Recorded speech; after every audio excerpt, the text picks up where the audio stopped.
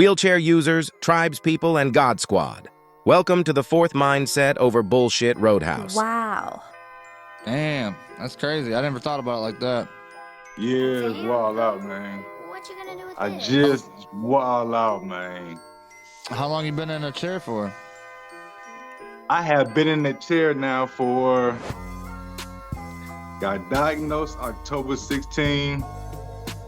I got in the chair like early 2020, like right before the pandemic hit, and I Okay. never really got back out. So you Never have really came back out. You have a disease or?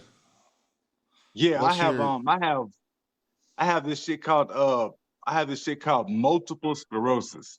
So I'm at the MS, okay. primary progressive stage. Yeah, I got MS. I'm at the last stage of MS. So like it's my legs, the eyes, one of my arms, it's in my lungs, my breathing, it's in my Damn. talking. Yeah, it's in the yeah, it's wild. I got a whole bunch of shit going on. Got a That whole sounds bunch like of it. shit going on. And that's the reason why I wanted to start this whole Roadhouse, because it's like, man, you get stuck in the crib and you wanna get out to have a drink and talk shit with somebody else too. Oh yeah, And you get the this is a crib all perfect the damn spot. time. Yeah, Yep. so this is the way I hopped in and started doing this shit like this. Are you on Clubhouse? Am I? No. Nope. Man, your setup looks amazing, bro. It looks like you're in one of these in like a space age, man, your setup looks wild out. Appreciate it. Thank you. It took a lot of time and effort. A lot of people think it's a green screen until I start like grabbing stuff and like getting my grabber and like turning off my sign or like, stuff like that. Yeah. Oh, Yeah, that's too your bright. shit is fly. Yeah, I got a whole blacklight room back there. So like when you go back there, you look up and it's all blacklight posters from like the 70s, 80s, like Nice. all kinds of shit. Yeah, it's pretty dope. I call it the wheelhouse. This used to be an old boat barn that I spent about 15 G's converting it into like a hangout spot. Really? Yeah, I had my Holy last bit of shit. money. That's all I had left in my entire life from my grandpa's estate and everything. And I was like, well, I'm either going to buy an old car or I'm going to put the money into this. And this just seemed more practical. You know what I mean? Yeah. So I was like, fuck Yeah. it, dump it in there and just threw a bunch of money at it. Nice. Yeah, that's fly as hell. I like this shit. I like Appreciate it. that. Yo, Yeah, so are you in looks a like a wheelchair bar. too? Looks like a bar. Yeah, I'm What actually up, Frankie? Hey, how you guys doing? I'm in my power chair. I'm a T3, T4 paraplegic. Okay. Now see, I don't know what the T3, T4 pair. I don't So it's even like I know what chest paraplegic level. is. From like chest level down. So like I'm right about nipple Okay. level down. I can't move or feel anything. And I'm a Okay. complete. So like I don't have any sensation or any movement or anything. It's just pretty much from the nipples down. It's just I'm dragging around a sack of meat with legs and bones and all Okay. that stuff attached to it. Okay. What did was yours an injury? Was yours an illness? Yeah, I was thrown from a vehicle. I was in the backseat of a truck and it was a drunk driver. Dude was driving drunk. Ended up acting like a moron, flipped the truck. I came flying out the truck. I had a seatbelt on, which actually saved it wasn't all the way on. I had it halfway on. And as he crashed, it stopped me from going to the windshield. And instead of breaking my neck and killing me, it threw me out. And I ended up like unconscious in some trees. And then I came to Wow. and like, I don't know, it's a huge ass story. I don't want to get in the middle of it, but it was pretty crazy. Like I almost died coded once and then had another scare. And then they were like, he's going to die. Everybody go down and say your bye-byes to him. And then all of a sudden this preacher showed up and my girl had called her grandma and she called the preacher and he just showed up like in 10 seconds, like not seconds, but like 5-10 minutes. And they Yeah. live in Albion. I was in Jackson, which is a long way away. And he just showed up, was like, I just happened to be in the neighborhood. And she was like, I would like you to go pray for him. So he went down and found me and prayed over my body and came back up. And next thing you know, they came up and was like, well, we were wrong. I guess his heart's not bleeding. He'll be okay. Wow. And I was like, wow, I heard that, bro. And like, I got goosebumps the first time I heard it. And I was like, what? I was like, that's nuts. And if you don't believe after that, like, I don't know what to tell you. You know what I mean? Like, I have my own beliefs, but it's like after that, like, I did not doubt anymore that there was, you know, I something get it. in there. You know what I mean? Oh shit, that's the reason why a few months ago I was asking to interview you because we were in some Facebook group. You had said something. I was like, holy shit, you got some crunk ass stories. But we haven't connected yet for the interview. Right. Yeah, and I'm down. It all started, man. I was in the hospital in Mary Free Bed in Michigan. It's in Grand Rapids, and like once you come through, you know, once you come through this and you realize what's going on, now you have time to sit there while you're in the hospital to think, and you're like, Yep. well, what's the first thing you do? You know, the first thing I did is I went on YouTube and I started searching up people with my type of injury. You know, I'm like, I want to see who else has to deal with what I have to deal with and how they get through it. So I Yeah. started going through YouTube and looking up a bunch of stuff, and I didn't really find much. There wasn't many people online doing, you know, like stuff like what I do. So I found this one guy. It was Wheels to Walking, and he ended up doing a few videos with like Jessie Strawham. I don't know if you've seen her. She's a big advocate for Nope. wheelchair users. But they was doing stuff for a while. Then he quit. He just fell off. And I think he was just like, he had a rough go at it. You know what I mean? Because it's hard. It's hard to keep making videos and putting Yeah. stuff out all the time. Yeah. And so I was just like, man, like, dude, if I can't find nobody else, like, I might as well just do it. My friend had an idea, like, you should do a podcast. And I'm like, okay. So I bought a couple things, and then I'm like, you know what? Why don't I just do this, what I'm looking for? You know, like, because if I don't do it, nobody else is going to do it. True. So I just came up with the idea, Wheelchair Wednesday, and I come up with 10 questions. I wrote them down on a piece of paper. I actually still have the original question sheets that I have, just little index cards. And I said, I'm just going to invite people on, and we'll talk about their injury, how they got injured, and I'll ask them 10 questions, and that'll be it. And we'll record it and put it out. Wow. Yeah. Are you still doing that podcast? I just think we just this Wednesday did our 76th episode. Yeah, I gotta follow that. I gotta jump on that one with you. Oh Yeah, shit, that's that on is YouTube. awesome. Yeah. Yeah, and like we're still going. Like I try to like plan ahead, so I'll make a big post on like SCI Life or Spinal Cord Injury USA or something, and I'll say, hey, we're recruiting right now. Get your name down on the calendar, and then we get to you. And then I'll probably get about 2-3 months worth of people because I do it every week. And then once you get your name on the calendar, then that week I'll remind you, like, hey, you're coming up this Wednesday. I hope you're ready. And that way it gives me time to prepare to make sure you're ready, or if you're not, to put somebody else in your place. I dig it. Yeah, and so like we've been going strong, man, for a while, and it's like sometimes I don't even feel like doing it, but I'll just get up and I'll get out here and I'll do it, and then by the time I go inside, it's like, I just did that? Like, damn, that was fast. Like almost like it was on autopilot. I just came out here, hit the buttons, Nice. asked questions, and went inside and didn't even think about it. And I'm like, wow, that's crazy. Nice. But yeah, it just rolls, man. Like you get it going, and it just kind of snowballs, does its own thing. Nice. Nice. Frankie, man, what is up? Happy Friday to you, Hey. champ. Happy Friday to you too, man. How you guys doing? I'm I'm doing all right. doing good. Listen to Rick's stories. Yeah, that's great, man. I'm doing okay. You know, just getting away from the heat. The heat really bogs me down to the point that I can't even go out when it's so hot. But Yeah. I'm just happy I'm out of that residency. I was in that resident home for a month, and I'm happy I'm back at home and back to normal living. Clapping it up for you, bro. Clapping it up for Yeah. you, bro. Happy you are back at the crib. And Yeah. man, let me tell you, man. I was with a bunch of old people, and they weren't doing anything. They were just watching TV all day, and two of them died while I was there. So Oh I god. would keep myself. I'd stay in my own room because I didn't want to intermingle with them. You know, no offense to the old people, but you know, there's a big age gap, and yeah, and then I just got back home a few days ago. My parents were in Europe, so I'm back with my family, which is great. Nothing like Nice. family helping you out. All right. Yeah. That I haven't been doing much, man. I mean, you know, just doing my thing, you know, and I think we got a few other people showing up today. We got Paul Yeah. and Vicky's from England, and Paul, he's from from my neck of the woods too. I don't I know if remember they're Paul from are they the there? first group. Okay, you're disabled. Is it harder to give up draws or get the draws? That's a good one. That's a good one. I gotta take a shot on that one. That's a good one.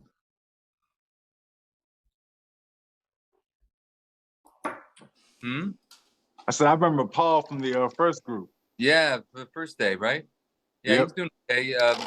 It's lady coming from Brazil. So, he was hanging out with her for a while. Like I said, man, having MS, it's not fun. Like my hands are compromised.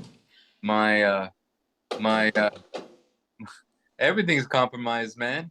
From the neck down, Everything. Right. everything, man. You name it. And trust me, man, I've been doing everything my best to work out and stay fit. And I've been an athlete all my life, so it's a hard pill to swallow.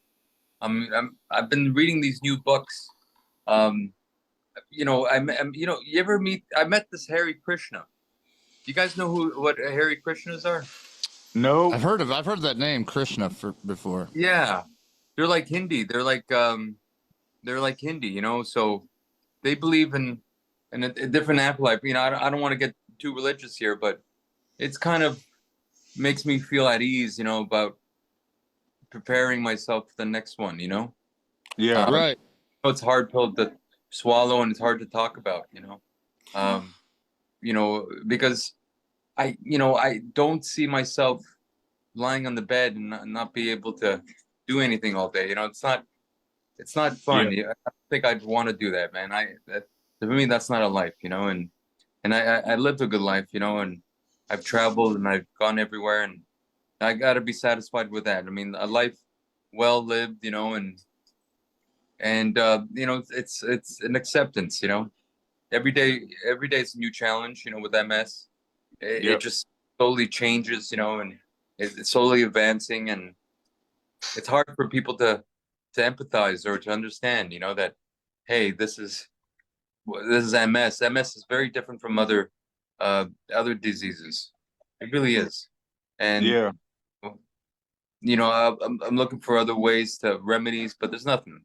There's nothing out there. I mean, like I said, it's hard to accept that they're able to find all these other cures and help other people and other illnesses, but when it comes to progressive MS, there's nothing. There's not. Nothing. There's really there's Ocrevus. Can I ask you a question about the MS? Yeah. So both of you guys have MS. Now, when you're younger or whatever, do they know that you have that, or is it just something that kind of comes on? Um, listen, man, I've done some crazy things in my life, and some stuff wasn't. I couldn't explain why I did it when I did it, so I don't know if I could blame it on the MS. It starts in the brain, and then it goes through your body, and maybe the things I've done in my life was a result of MS, because I got diagnosed when I was 39, but they said I've had MS for at least 10 years before that. And, Dang. I'm just like, I'm like a soldier. I just soldier on. But so I just carried on, not thinking that it was MS, whatever I was going through, the symptoms that I was getting, either physical or mental. Right. I knew it, like it took me 2 years to get diagnosed with MS. It took 2 years. Finally, after narrowing down the possibilities, because they don't think that you have MS right away. They think that it's something else, and then they narrow down the possibilities. It's not what they first assume when you have a disability, when the lesions were in my head and then it came to my legs. I was living up in Alberta in the Rockies.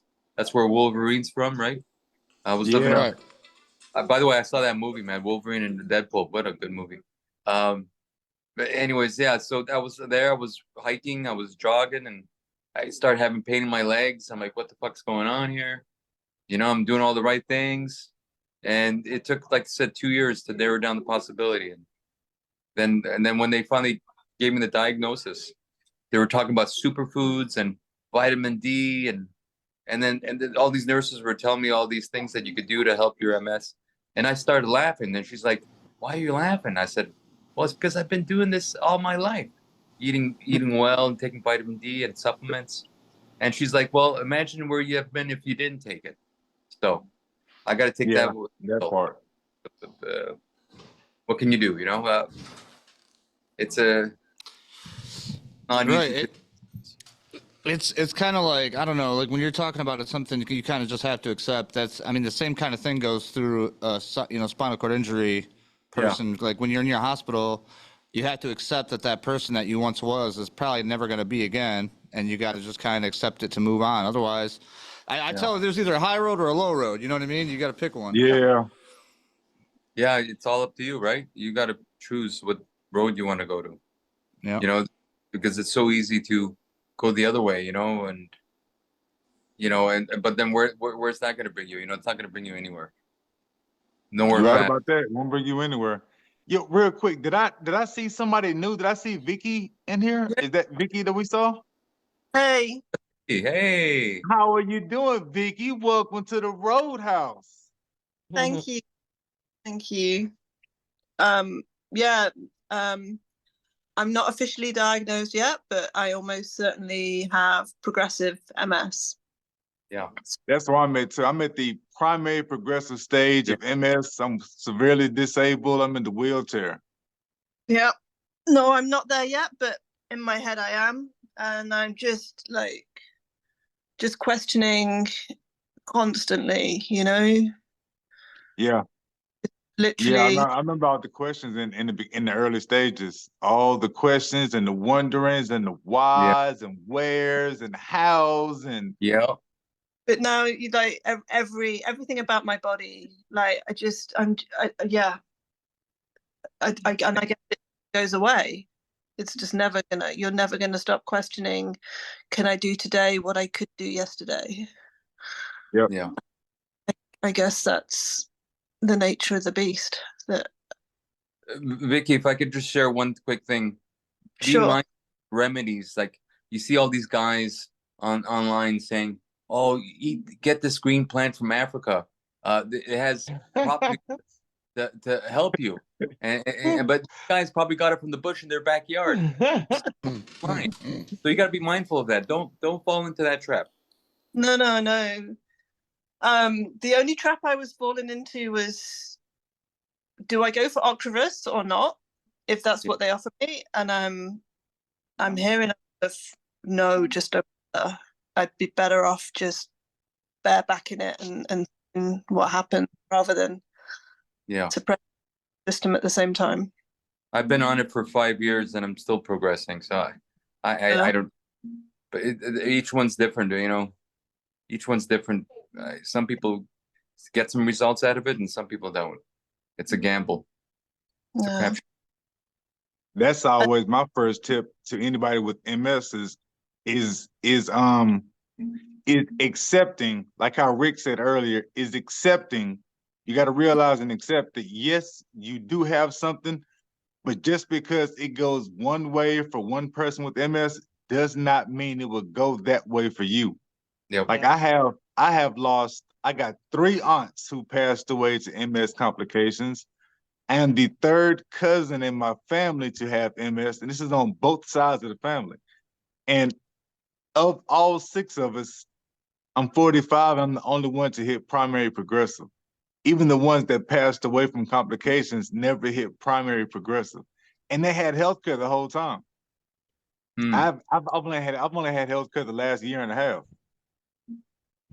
Dang. I feel like the titles don't matter. Primary, progressive, relapsing, remittance, because it affects everybody differently. So when they say you have primary progressive, I have relapsing remittent and I use a wheelchair.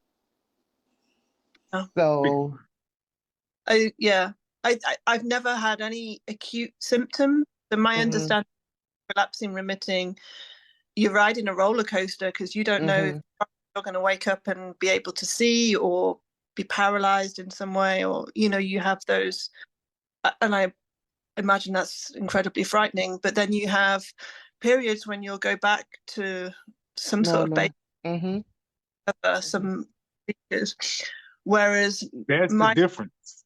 My experience so far is just it's only ever going to go in one direction. Like it's still incredibly, it's only 2 months now that I even was told that there were lesions on my brain. And now that I've been reading up and understanding all of the symptoms, I can look back and go, oh, yeah, when I was in Toronto in December 22 and I walked around town, and Yeah. at the end of the day, my legs were fucked, and I just thought it was me being out of shape.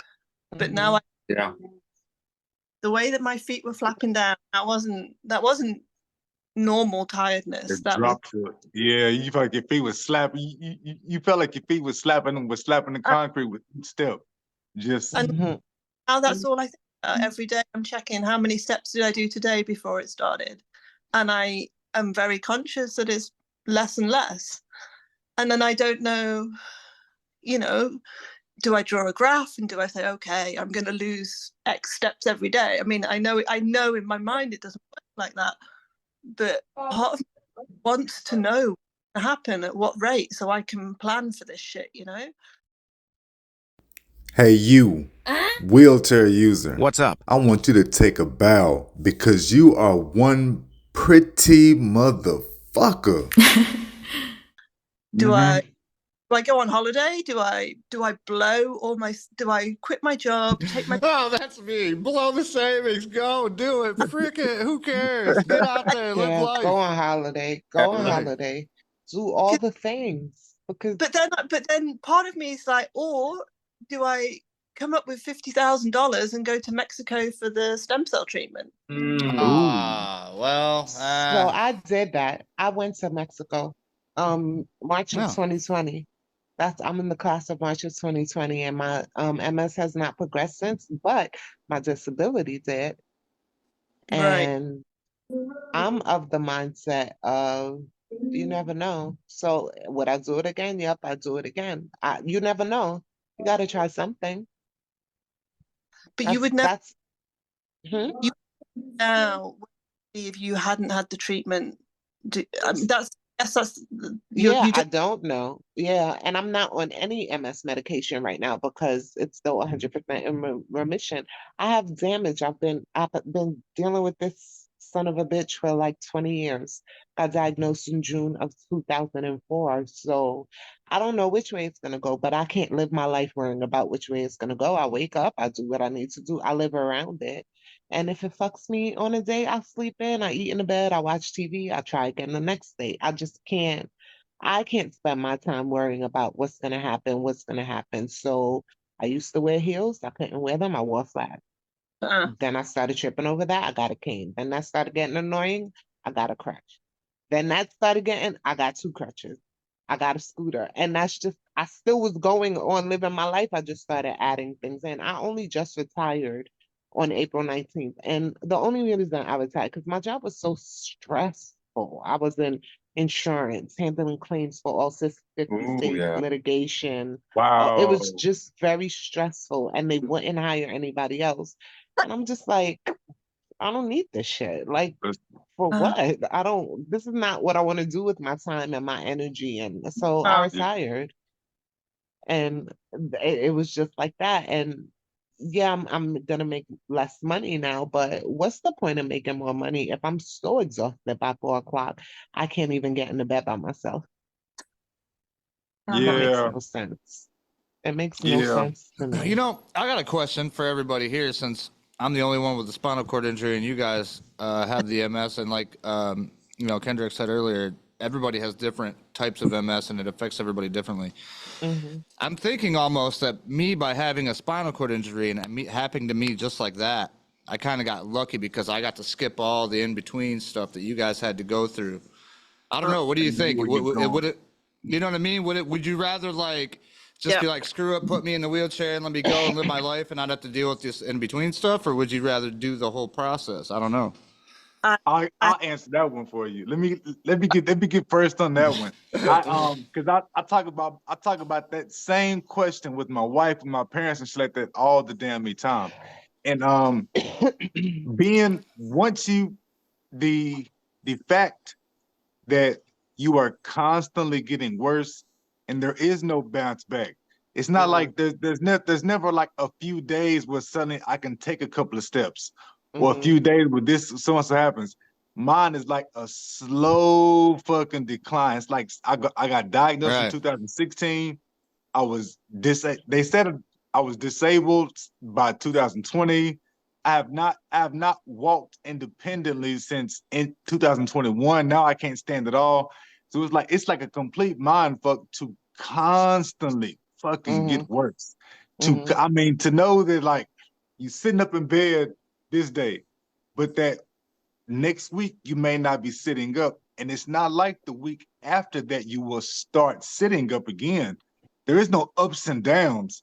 Once you Right. get to the primary part, it's Yeah. just it's just downhill, downhill, and that yo man, that is a complete mind fuck. Because I talked to my was talking about this shit like I always wonder, is it easier to accept if it just happens at once and Mm-hmm. it's now you got to get used to it versus this, then more, then more, Right. Because you're like, then oh, it can't get more. no worse. And Yeah, you're like, oh, it got worse. Fuck. Mm-hmm. yep. Mm-hmm. Yeah.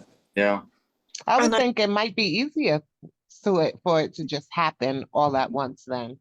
It Yeah. because the you don't have to adapt to anything except what you are.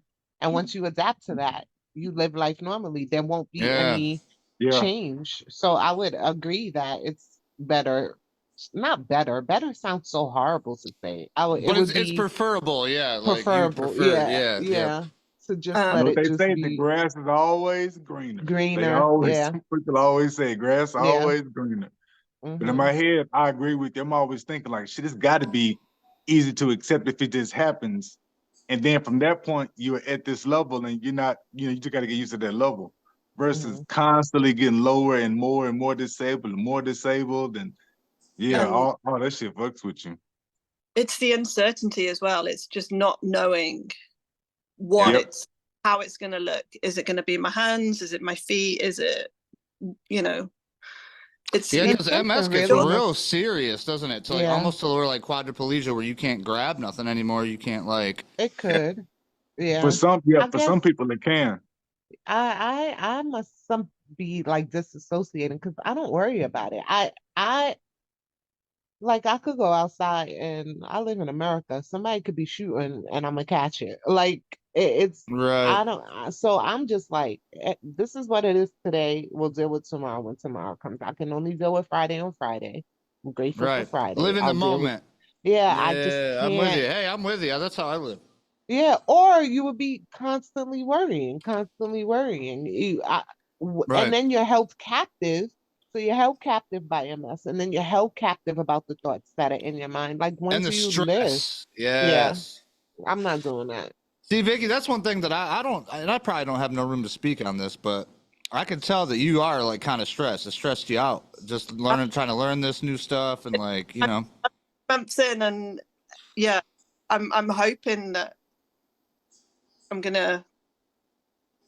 I don't know what it looks like. I don't know what the words are, but I'm hoping that You're preparing for the worst, but yeah, you know what I mean, expecting the worst, but prepared for the best or something like that. I don't know how it goes, but Yeah, that's it. You expect the Hoping for the worst, but worst. preparing for the for the best. best, right? but the worst case scenarios for some people are truly terrifying. There are people that are bedbound within months. Yeah, I couldn't imagine that. That's horrible. I'm aware of people that have died within a couple of years of diagnosis. It's just like, but then on the other end of the spectrum, you can have people that have had it for decades and Oh yeah. really mild. So Mhm. It's funny that you mentioned that. I have the MS group that I used to partake in, and now I don't want to be part of it anymore because the committee is full of people that don't even have primary progressive. They have a light touch of MS. They haven't changed over 10, 20 years. They still walker or, and they're enabled. And so right then and there, they can't empathize with primary progressive. I feel like there's a separation between primary progressive and relapse remitting or the other kind. That's what I feel. And yeah. they feel like that. And I decided to disconnect from the MS group and I decided to put my attention to something else because there's no empathy. They can't understand that primary progressive, it affects you mentally, right? Obviously. I mean, Yeah. changing. Obviously, my mind's gonna react to it, and they're questioning why I'm acting the way I am. Well, it's because I'm dealing with this. I mean, my hands are going, my feet are going. I can't walk anymore. My hands are not even functioning, and I do hand exercises every day. Yikes! Who wants deep thinking conversations like that on a Monday? But I'm not letting it get to me to the point that that I want to not be here anymore. I'm just taking it all in one day at a time. I take one day at a time. I can't look too far ahead. You don't look too far ahead. Just take it in the present and enjoy the present. Your friends, your family. Be blessed. Don't forget to live, right? Live right now in the present. That's all we can do. I mean, no matter. I mean, it cannot. Maybe it's not the ideal situation. Maybe you had better support. Maybe you wish you had better support. Because support's everything. I mean, it's nice to have support. If I didn't have support, I wouldn't know where I'd be. So, how about you, Vicky? Do you have support? Not really. Yeah. No, I live alone. I haven't spoken to my parents for 18 months.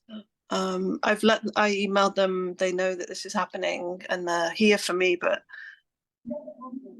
I'm disappointed. So, do you think you're gonna talk to them again? If you don't I mean, ask, out of sheer necessity, I'm going to have to, because I don't have anyone else that's going to be hands on at the point I need someone to be hands on, I guess. I would say definitely try to get a pet, like a cat or something. Yeah. She just bit me. Oh, damn. Get a nice cat. Jeez, biting. The cat? I mean, I feel, I don't mind being on my own so much, but all of a sudden I feel incredibly vulnerable. So, Yep, I totally get that. I understand that too. And it makes sense that you feel that way. You're all of that. I mean, it took years for me to start grappling and grasping where I was with this. I am married. I got 4 kids. I was diagnosed in 2016. And because I'm so experienced with this, not because I've had it for a long time, but because I've lost family members to it. When I got diagnosed in 2016, I got so depressed and so down and so negative that by 2018, my wife and I were talking about divorce. She was like, "Yo, it's time for you to go, because no matter how you are around this house, you're so angry, you are so negative that it's like fucking with the kids, bringing everybody down, right? You're bringing everybody and shit like that down. Like it was constantly going, like, and I didn't understand what was going on. My damn self. They're giving me medications that like don't work. I'm falling and shit like that. It was bad. And I started writing a gratitude journal. Like at some point in 2018, like she and I were arguing. I hop in the car. I gotta walk with like 2 crutches. So I hop in the car and I burn off, and I'm driving with using the canes instead of using my legs and my feet. Oh, Yeah, that's how wow. I was doing that for a while. But I burned off and I left, and then she was screaming and crying and shit like that. I went to my homeboy's house. He and his wife let me in, and they got me calm. I had a few drinks. I talked with them for a while, and they were like, "Look, dude, you got to go home. Like you can't pull up here and think you're gonna just live with us. Like you got to go home to your wife and your kids." And I started writing a gratitude journal that night at their house. And then they drove me back home because, of course, nobody wanted me to drive with the canes and shit. Like, well, when people find out that I was driving using the canes, nobody wanted me to drive anymore. So they brought me back home, and I've been doing that gratitude journal every day since then. And that was 2018. So I'm on day 1,000. Today was day 1,421 days in a row. And it's just like I do that so much that I think about stuff to be grateful for and shit and like stories about stuff like that. I think about that so much to the point where even when the pains hit, my first thought is, oh, hell yeah. so and so is on Netflix. I'm good to go. Oh shit! Right. Like all this week, I've been struggling all this week with because I fell off the toilet on Tuesday and I slipped a disc in my back, so I've been hurting real bad. Oh shit. The whole week I've been just crunk because I'm like, shit, I can't wait for Friday. Friday I'm gonna be with people who know what the hell I'm talking about. Y'all were talking earlier about y'all were talking earlier about y'all were talking specifically, y'all were talking earlier about friendships and friendships and everything changing. It's the same thing. It's the same thing. It's the same thing with like all your family and friends. Like as you become disabled, People go people away. come around less and less and less, Yep. and you start feeling Man. abandoned. You start feeling lonely and shit like that. I feel All that type of shit. Like it helped. The gratitude journal helps me out with it. It keeps my mind going in one direction. Like I tell people, I'm not a positive person. Shit, I'm grateful as shit. I'm grateful as hell. I'm not positive, but man, I'm grateful as hell. It's two different things. Right. You know what? One thing that helped me too is when we started doing the wheelchair Wednesdays, and you know, I started talking to these people because I've talked to a few people with MS, and when I hear some of these stories, I'm like, dog, what the fuck? Are you serious? Like, oh my God. Like, dude, these stories are so crazy, and these people have to live with every day. And I'm sitting here like, dude, when I wake up and I have a bad day, I just have to look back and be like, you know, remember, you know, Michael's journey or Ella's journey or, you know, Ellie Rose or somebody that's like literally can't move at all but their face and their neck and their head. And I'm like, bro, I think I got a bad. Shut your mouth. Go look at these people. You know what I mean? That's what I think. And then I'm like, stop feeling bad for yourself. Stop feeling sorry for yourself. Get up. Thank the Lord for the day. Go play with your kid. You know what I mean? Make sure you can do something for the day to do something positive. And then just do it the next day. You know, like I don't, like you guys were talking about earlier. I don't look ahead. I don't plan ahead too much. Yep. I try to enjoy the day as what I can, because that's where we kind of lose sight of life, is because we're always worried about what we got to get or what we got to down the road. I got to be able to do this, or I got to, you know, but then you keep forgetting that you're living life right now. Life's going on right now. You know what I mean? Like it's not, you can't just pause life and then go do your thing and then come back and then it's going to still be the same. Because by that time your kid done grew, you know, 3, 4, 5 years and all this stuff's different. Your plants are all overgrown. Nothing's been taken care of because you're too worried about down the road. Kendrick, So is your yeah, house accessible? Do you have the things you need No, in your house? no. We just Like, got do you have a, we a commode over the toilet to make it, like I have a bariatric commode. I weigh 180 pounds. I'm 6 feet tall. I don't need a bariatric commode. But the two long sides I use as a sliding board when I'm lazy. And I slide right over and slide. So that might help with you falling. see. If I you know could what you're go talking from your about with that. wheelchair. So we have a stand like that to put over the toilet, but I have to put that in front of the toilet, and I use that like a disability bar that's on the wall. It's not exactly on the wall, but it's the board that helps Oh, me fall. yeah, yeah. So, and it's like because of the MS, it's not. It's like I spasm constantly. I spasm all the fucking time. And I have the full body tremors. So whenever I start spasming, it looks like my ass is like having a seizure or something.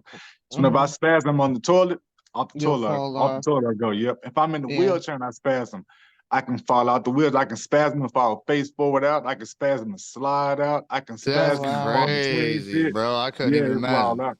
Yeah, You it need to gets get wild out. felt. Like I've been I have fallen off the toilet before and gotten stuck between the toilet and the wall and Oh had to hell no. wait an hour and a half for my kids to come home from school. And then my daughters had to kind of help pull my feet for me to get out. Yeah. Yeah, so That Wow. is yeah, crazy. all this shit gets wild out. And besides all that, I don't have anything accessible like in the crib. I got a wheelchair. That's Yeah. the wrong wheelchair, and that's like it. That's it. Oh, I got we put shower bars in earlier this year. So I found out shower bars. I take a shower twice a week. Well, that's The Like my good. brother, insurance man, is fucked up. The insurance is fucked up. It's been fucked up, and I'm going to say that because somebody like me who Yeah. gets in an auto accident, luckily I had full coverage insurance, and they pay for everything. Power wheelchair, manual wheelchair, the Yeah, well, van that I that's through your drive. PIP. Yeah, yeah. Yeah, it's That's like, the oh kind my of God, why adjuster can't I y'all was. get it? Why can't Yeah. y'all get that? That's what I'm like. That's what makes me mad is looking around at all these people that are dealing with shit. Like, bro, why can't he get a good shower chair that he could Yeah. just jump in and then get over the toilet? Why has he got to, Mhm. deal with all this shit? I don't know. That's just... Wait. Oh, now I get it.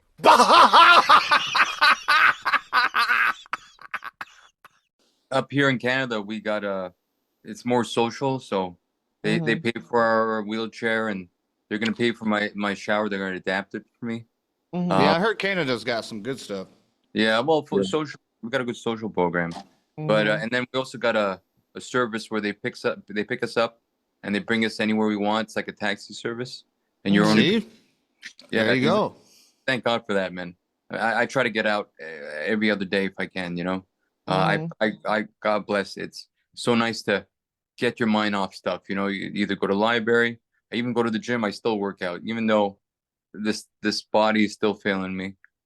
You got to do things. I mean, going back to the bathroom, I myself, I can still stand, so I have socks and I kind of glide on the floor and I hold on to the bar and I kind of slide into the toilet.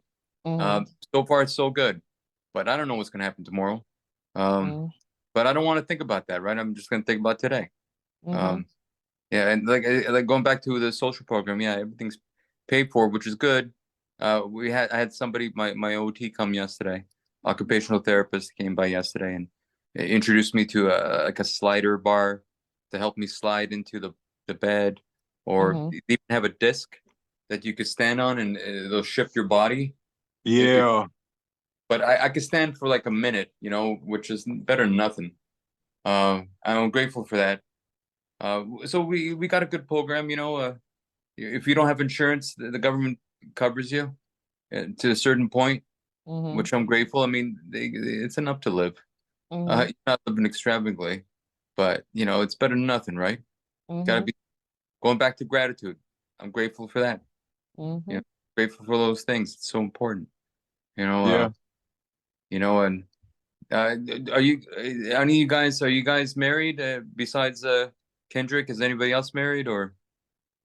No, I'm divorced. Oh yeah, Yes, happily divorced. yeah, right. She I was said gonna say happily. congratulations. Congratulations, Queen.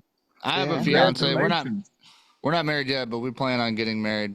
Yeah. Oh, nice. Congratulations. Another one. Great, Boom. Yeah. great. Opposite ends of the spectrum. Hey, as long as you guys are happy, right? Yeah, Yeah. we're just gonna Yeah. do it to where we don't fill out all the paperwork and send it into the state of Michigan because why do they need to know anything? You know what I mean? In what I way? think in order to get married, all you got to have is two people love each other. You know, a minister, a preacher, or whatever, and then a couple rings. You say your vows, and then if she Yeah. wants to, she can go down and change her name to your name. How hard is that? You know? You don't have to submit the marriage license to the state if you don't want to. You know why though? Because a lot of people in situations, I don't know if MS applies to this, but in spinal cord injury situations, it fucks with your disability income. They'll literally Yeah, strip I've you heard of it. that. You can't Yeah. get Yeah. certain things done for you, and it's just Yeah. stupid. That's what I mean. The healthcare system in our country it's whacked up. Horrible. But we Yeah, don't have it's Whacked healthcare. up. We have sick care. There We you do go. not There you have go. healthcare. We have sick care. I'm gonna hit Yeah. one of these. Yeah. Is that good Kendrick, or you what? got to get yourself Like some of these. that. Get you some buttons, baby. I'm just gonna walk around doing that now. Every time I go work out, I'm gonna do Yeah. that. I like They it. got that on Clubhouse now. How's that effect? Is that the can giving that effect? No, that's actually me. I have a soundboard over here. Oh, okay. I have a whole studio like full of cool buttons and Awesome. wizardry. Okay. Yo, Rick, what are you That's good. drinking right now? Oh, actually, I'm just finishing up my second little drink here. It's just your run of the mill Jack and Coke, but instead That's of what Coke, I I'm use talking Pepsi. about. You know what Okay, else I look, found out? I gotta ask you a question real quick. I gotta ask you a question. And if Go you ahead. choose not to answer, that means you gotta take a swig of your drink. Oh, I'll I'll ask you a answer it, question. but I'll If take you a choose swig too. not to answer, you gotta take a swig of your drink. What's harder, putting on clothes or taking clothes off? Oh yeah. Oh, I already seen that. You asked that a couple days ago, I think, or something. Yep, I asked Frankie that. Yeah. To be honest with you, for me, because I'm a T3 T4, so I'm right, chest line down. Hmm. For me, it's harder to put on pants than it is to take off pants. So to put on for me would be harder. I But I'm feel gonna like take I it. feel the same way. I feel like it's harder to take clothes off for me. Really, Getting the to take pants off? off, getting off the shirt, yeah, all that shit. Well, because you can stand up, right? You can kind of stand up and move your legs around, right? No, I can't. Oh, you can't stand up at all, but can you move your Mm-mm. legs at all? I can. My legs move. I can't really move my legs. My legs are spasm out. They'll kick Oh, out. They do okay. all types of shit. But me just saying, "Hey, left leg, pick up my left knee," I can't do that. Like pick up Right. right one leg and put the pan on that leg. No, Yeah, no, that's not it happening. doesn't do that. Well, I don't wear pants anymore because it's a pain in the ass to put them on. I have to get on the bed, roll from side to side, and I have this Boom, thing where I have to pee right before I leave my house because I have a 4-hour boom. pee window. And because I'm so tall, public bathrooms are very short for me. So it's a Mm. pain in the butt. I feel like my knees are in my chest. It's just too much work. So I have a 4-hour pee window if I'm by myself. And I go a lot of places by myself because I still drive. I use hand controls. I have a runnability, a ramp that goes up, and I just transfer to the driver's seat. But I wear dresses. I just can't bother. So it's easy. Pull over a dress and you go. Oh, I'm with her side for to me, side. I get somebody to change me. So either way, Oh, either okay. Yeah, it's a little bit easier for me. Still He's though, looking. Frank, when Hey, what's somebody his when name? I somebody's can't help see. It says Zoom user. What's his name? Frank, yeah, Frank. That's what Frank. it is. Okay, Yeah. Frank. I'll remember it now. Thank you. Sorry. Yeah. Go ahead, Kendrick. Sorry. but Frank, whenever somebody's helping you, still, which one is easier, Oh yeah, taking them I off or putting them on? taking it off, baby, taking it off. Taking them off. Okay, boom. Yeah. Well, they're taking the clothes off. Oh shit, that's a headache. Oh man, that's a headache. Oh shit. Yeah. Oh well, I it's was the thing. I was asking the question. I didn't want to. I didn't know who I could ask the question to, so I asked the question of myself and put the video on TikTok and Instagram. It was, is it easier to give up the draws or is it easier to get the draws whenever you're in the wheelchair? And I couldn't answer that when I had to go and take a shot. I don't know I don't know if it's harder to get sex or give sex Good. whenever you are like this. Oh, for me, it's easier to get it. Shit, that's simple. I mean, unless you want to fucking mount Yeah. up on the, sit right here. Let me clean you off the seat. Okay, now you know what I mean. That's what my dad Yeah. used to say. Mhm. Well, I'm a girl, so it's easier either way for me. It doesn't make a difference. Yeah, Right. I guess so. Well, God blessed me with a mouth, and I'm using it. So There you go. There you go. Oh, love it. Love it, Yeah, it. things Love that it. people who don't use wheelchairs don't think about. Right. There's a whole Yeah. lot of stuff people don't think about. When you get in a Hmm. wheelchair, oh my God, the whole world You see changes. different. Yes. Yes. You Yeah. see everything different. Everything is a different level. You notice stupid things like why is the cutout on the curb all the way down to the other side of the Right. fucking Yeah. parking lot? Just And had the a fucking deal with handicap that parking, today. exactly. Why? I don't understand why aren't all curbs down? Who cares if they're down? Right. Able-bodied people could just walk on them. It's baffling. Every day I see something different. Or why grocery shopping? Why if you say, "Hey, do you need help?" and I go, "No, I'm good." No, no, no, just let me get it for you. well, No, I'm good. And then you follow me to the next side. Are you sure? And I want to say, I thank you, I appreciate it, but fuck off, dude. I'm yeah, just but getting I get cereal. that. But because people want to. It's the good deed. They want to do a good deed, Yeah. right? With you or donate money to a Oh yeah. charity. Oh They want God. to do a good deed a day, right? So that's how they're. I I think. appreciate it, but I just need Captain Crunch and I want to go and I don't need you hovering over me. I drove here by Yeah. myself. I can pick it up by myself. I'm going to pay for it by my, it's just, or my other thing. "Oh my God, you're so inspiring." I'm like, "What the fuck? I'm not Yeah. doing anything. I'm picking up Captain Crunch. Oh Like, yeah. Right. yeah, what am I doing that's so inspiring? Like, I'm not a heart surgeon. That's inspiring, saving a life. I'm just going to the grocery store. It's really Yeah. not that hard. Billions of people do it every day. Right. I get you. I get that Yeah, all. You know. Do you want to help? Can I help you? You're so inspiring. Like for yeah, what? Just to get out there. I mean, what am I gonna yeah. do? Stay at It home makes and me feel so weird. It's like yeah. odd to me. Or I don't know. I've never seen a wheelchair like that because my wheelchair, I can raise it really tall. There are 3 types of people in this motherfucker. Number 1, people around the way. Number 2, people in the way. Number 3, people that make a way. Wow. Oh, Yeah. you know what my thing Yeah. is? So if my son happens to be home, he's a basketball player, he happens to be home right now. But when we are together and we go to a counter, they talk to him. And he looks at me and looks at them and he's like, "You need to talk to her. She the one that got the money." Like, why are you talking to me? But they ignore, which is why I put the thing on the wheelchair I have. So when I raise up, I'm eye to eye with you because I'm like, "Hey, I'm I'm doing a Right here. transaction." Do you got a Yeah, Yeah. Permobile? I have a Quantum. Okay, nice. Yeah, it doesn't stand, but it raises tall, leans all the Yeah, way that's back. Yeah, yeah. I yeah, use that all the time, and I get looks. People just are like, "What the heck is that thing?" yeah. Yeah, they're They like, "I've don't. never seen a wheelchair like Yeah, that before." it's a little Yeah. bulky, but it's good for me, and I've now decided to start using it. So I bought the bariatric remotes. I have 3 of them in my house, one by my bed, one in the bathroom, and one in my shower because I like the cutout because you gotta wash your underparts, and the shower chair Yes. just wasn't working for me. I need the whole. But when you transfer back to the manual wheelchair, it'll slide on my floor. So now I take my I call her Moses, my big wheelchair because it's 450 pounds, it's not moving, and I can just transfer back to Moses. that. Yeah. I That's like what I it. call her. I call her. I name all of my stuff. I'm a And then weirdo. the Moses, Me too. when you go in water, it separates the water, right? Yeah. Well, the only problem I have is it has to come to the edge of the shower.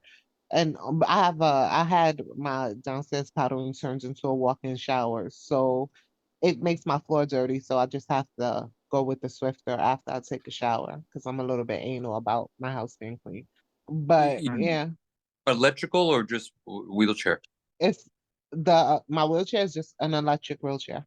Yeah, mine too. Yeah. Yeah, I have a couple of mobile ones, manual ones. I have a few of those, 2 upstairs, 1 Nice. downstairs. But like I don't want to use my energy for that. I got a certain amount of energy a day. I don't want to be struggling rolling. I want to use my energy when I get to the place I'm trying to go. Yeah, Yeah. that's one thing they said in rehab was like, well, you can have a mobile or a manual wheelchair, but you got to watch your shoulders. Watch your shoulders. Keep track of. I mean, then I got a power wheelchair, and then everybody with a manual wheelchair is like, oh no, what are you doing? You're not doing it right. You got to use your manual. And I'm like, but they told me not to, mess with my shoulders. Like, what is it? What do you want me to do? I don't understand. I do feel like the manual is better because you are exercising more, Yeah. but Sure. I take the electric to the gym, so I'll exercise while I'm at the gym. Right. And they're so low. My electric is taller, so it's just better for me. Yeah. Yeah. The low is a lot better to do maneuverable, grab stuff on the ground. Yeah, yeah. But I work on that in the gym too, reaching over, pulling over. So I try to keep my core as strong as possible. I'm working on upper back Yeah. right now to try to make it stronger again. Because if you don't use it, you lose it. So, Yeah. Yeah. but yeah, I Well, try to stay busy, move as much as possible. I go swimming. I try to go swimming a few times a Oh, week. it's my favorite. I wish they Yeah. had stuff for me to go swimming. And my caregiver broke her knee, so Oh I need no. sucks. Yeah. Yeah, it Will wasn't. they send you another one? Well, that's the thing. I'm gonna go through the government to get one. Okay, okay. This is private, but it's better to go through the government, because you just never know, right? Good Mhm. caregivers are hard to find. Time out, Mhm. time out, time. I'm sorry, time out.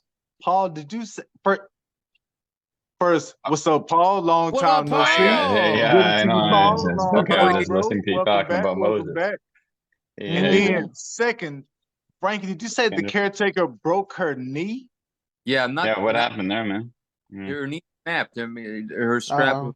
broke, and she walked in a regular way, and she snapped her knee. You know, so now she has to wear. Wow. Now she has to stay off her knee for. Mm. Oh no. Yeah, she was good. I had her for a year. I mean, we had a good, close relationship. It was nice, and I was very grateful to have her. And it's gonna suck not to have her now. So I have to go You gotta back find to someone new. Yeah. the hard. I don't think she's gonna be able to come back. I mean, after a knee injury, and I'm not easy to maneuver. Right, I'm No. heavy, you know, and it's gonna be stressed on her knees. So she has to. Mm-hmm. Unfortunately, she's gonna have to. I'm gonna have to find somebody else, and it's hard pill to swallow because she was very special, and it was like Yeah. we said, it was a good caretaker, a Yeah. caregiver. Very hard to Mm. find. Very Yeah, hard. that is. That's tough. Hey, That's y'all, all I sorry to thought cut about my in. physical I'm getting therapist. ready to leave out of here. I got another thing I got to be at, but it was great meeting everybody. Paul, I'm sure I'll get to see you next time. What's your name, man? Sorry. My name is Apologize. Rick. Yeah, Rick. Nice Wheelchair to meet you, Rick. man. You can find me. I'm on Facebook. I right. invite everybody like me. I would love to have you guys on a Wheelchair Wednesday. Kendrick, everybody, Wheelchair. man. Let's get on there. Let's do it. Yeah, Cool, I'm Rick. Let me know. down. Yeah, Have a good we'll get you night. signed up. Yeah, and I'd love to get on another one of these too. Just let me know, man, and I'll jump back Every on. other week, man. So today is the second. Second. So the Mm-hmm. next one will be on the 16th, 2 Fridays from Oh, now. 16th. dope. All right. Yeah, count me in, bro. I'm down. Sounds good. You will get the invite. You will sure get the invite. Awesome. Appreciate it, y'all. Sorry I got to do it, but good meeting everybody. Bye. Hey, man. Look, bro, be easy. See ya. Friday Night Light. International Beer Day. Yeah. Yeah. You know what? He just left this group feeling really good about his condition compared to us. Yeah. Mm-hmm. Yeah, that's That's- good. That's good. So we Yeah. need to find in worse positions than us. So we can feel better. Yeah. I mean, that's I'm having a real fucking moment here because I've never been part of a conversation like this, Mm-hmm. and I appreciate I'm not. I feel I am disabled. You know, I'm not presenting obvious symptoms right now, but in my head and knowing what's coming, I know I'm disabled, and yeah, everything's different. Mm-hmm. Mm-hmm. Yeah, it is. We totally get it, and you can always, Queen. He can always come back and kick every other Friday. We're here. I want to eventually get this to every once a week, but yeah, every other Friday. Slide in. I'll put you on the list and get stuff every other Friday. Come on in. Yeah. Talk this stuff out. Oh, Vicky, Embrace the moment. Embrace the moment. You know, that's all we have, anyways. Like Oh. Kendrick, you Yeah. would say that, right? You know, like, it's all we really have. You know, it's an illusion, the future, you know? yeah, yeah. But it's a different reality, that's for sure. Has more uncertainty, right? But it's uncertain for everybody, regardless. So, yeah. Paul, Yep. how long have you had for, Paul? Huh? Amen? How long have you had MS for? I've had MS for 28 years. 28 Oh, years. you have me beat. I'm 20. 20 what? Yeah, 20. Just 20. 20, yeah. Yeah, June, May 20.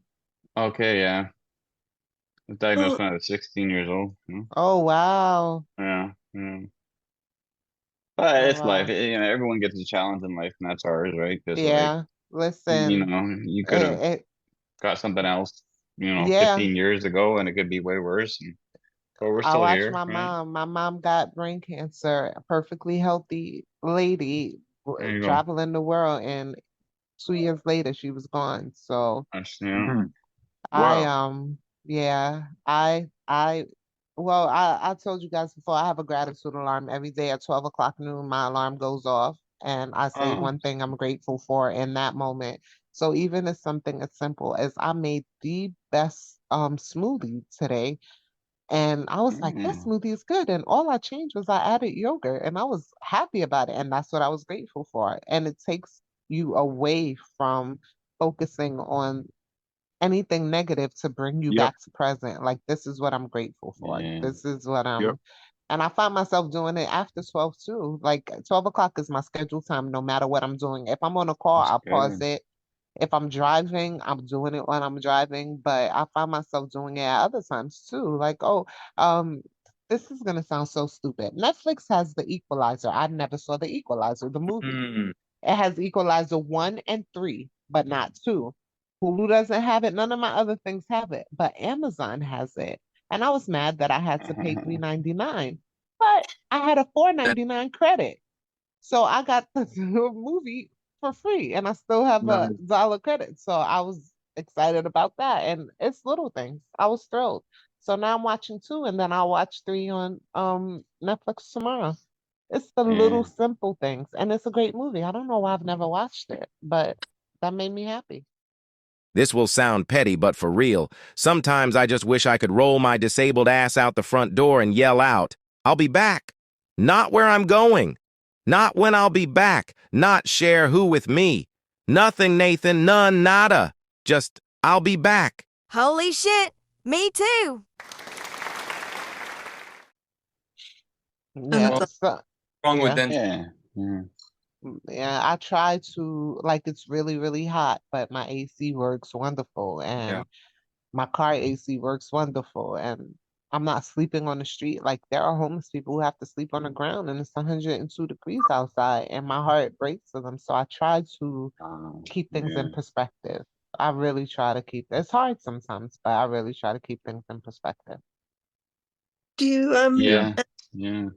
fantasize about like a massive societal collapse, fucking natural disaster? Do you, I gotta have. I feel like I can handle this so long as I know how it's all going to That's end. coming. No, I don't fantasize about that, but I jokingly say, "Hey, Jesus, do you see what's going on down here? Are you getting dressed? Oh, you have to take a shower first. Are you getting your hair done before you come down?" So I joke about that all the time. Oh, you're gonna have dinner before you come down and save us in this crazy ass. Oh, good. Oh, you need a nap first because it's gonna be so much work when you get here. Okay, call me when you wake up. I joke about that all the time because it's crazy and it just makes me laugh. But no. I fantasize about eating these vegan cookies I find without getting fat. Those are the things, like, can you make these cookies that I love and not get, because I have to transfer myself, so I can't put on 50 pounds eating Yeah, cookies. you gotta be Although careful. I'd Yeah. love to, Yeah. I have to be mindful. And I can't do cycling like I once did and heavy cardio, so I have to be careful. Are you living alone? I do live alone. My son lives here, but my son travels to play basketball, so he's only here like 1 month out of the year or 2 months out of the year. He's been here 5 weeks, and this is the longest I've seen him probably in 3 years. But I live alone. Yeah, I just stopped working in April. I do everything for myself. But I Where do do you? have a woman who comes in twice a week and she cooks for me, because if not, I would order in because I'm out Yeah. working and cooking and it just wasn't working out. So she comes in and she does laundry, whatever laundry I have, because I work out 5 days a week. But I could do all those things, but I don't want to spend my energy doing that. I don't want to go Yeah. upstairs in the chairlift, transfer to the wheelchair, do the laundry, throw the laundry down the stairs. Like, I don't want to do that. I just Yeah. decided I don't want to do that. When my Yeah, mom you died, gotta my budget your perspective energy. changed. Yeah. And I Yeah. have a housekeeper that comes, but it's when it's just me here. The only thing that gets dirty, I guess, would be the shower. So she comes and cleans it. And I can sit in my chair and I have a long thing and I can clean my shower walls. I can clean my floors. So I do that too. But I don't want to waste my energy or my time doing things that don't make me happy. I just refuse at this point in my life. Yeah, well said. So yeah, I'm That just is not well doing said. it. Yeah. That is So well said. The good yeah, mindset, you know? yeah. And if it doesn't make me happy, I don't do it. And no is a complete sentence, and I don't care about hurting people's feelings to tell them no. Mm. I just I'm don't getting care better enough. with that one. Yeah. I'm slowly getting better with that one. Just going, look, if I hurt your feelings. I don't mean to hurt your feelings, but let me just go and stop trying to get beat around the bush and be this Yeah. way. Get Yeah. the shit over with. Let me just go and say this. You Yeah. go and put it out there. Yeah. I just don't have, we don't have time for that. Like time is so quick. So I really rather spend my time laughing at things, listening to great music. I play my vinyls, eating something good, making these awesome stuff. Like I want to spend my time doing that. I don't love the gym, but I do like the gym because I like how it makes my body feel. It keeps my body strong. But I want to I go to live concerts and things it's like nice to that. go there. Ambiance too. The people give you energy. You know, like they give you support that maybe you need. You know, at the gym, everybody get Yeah, up. No, no, I don't worry about those people. I have a trainer and we get to it. I want to get in. I don't want you because I go very early in the morning and I'm not a morning person. So I say good morning and I just want to get to work.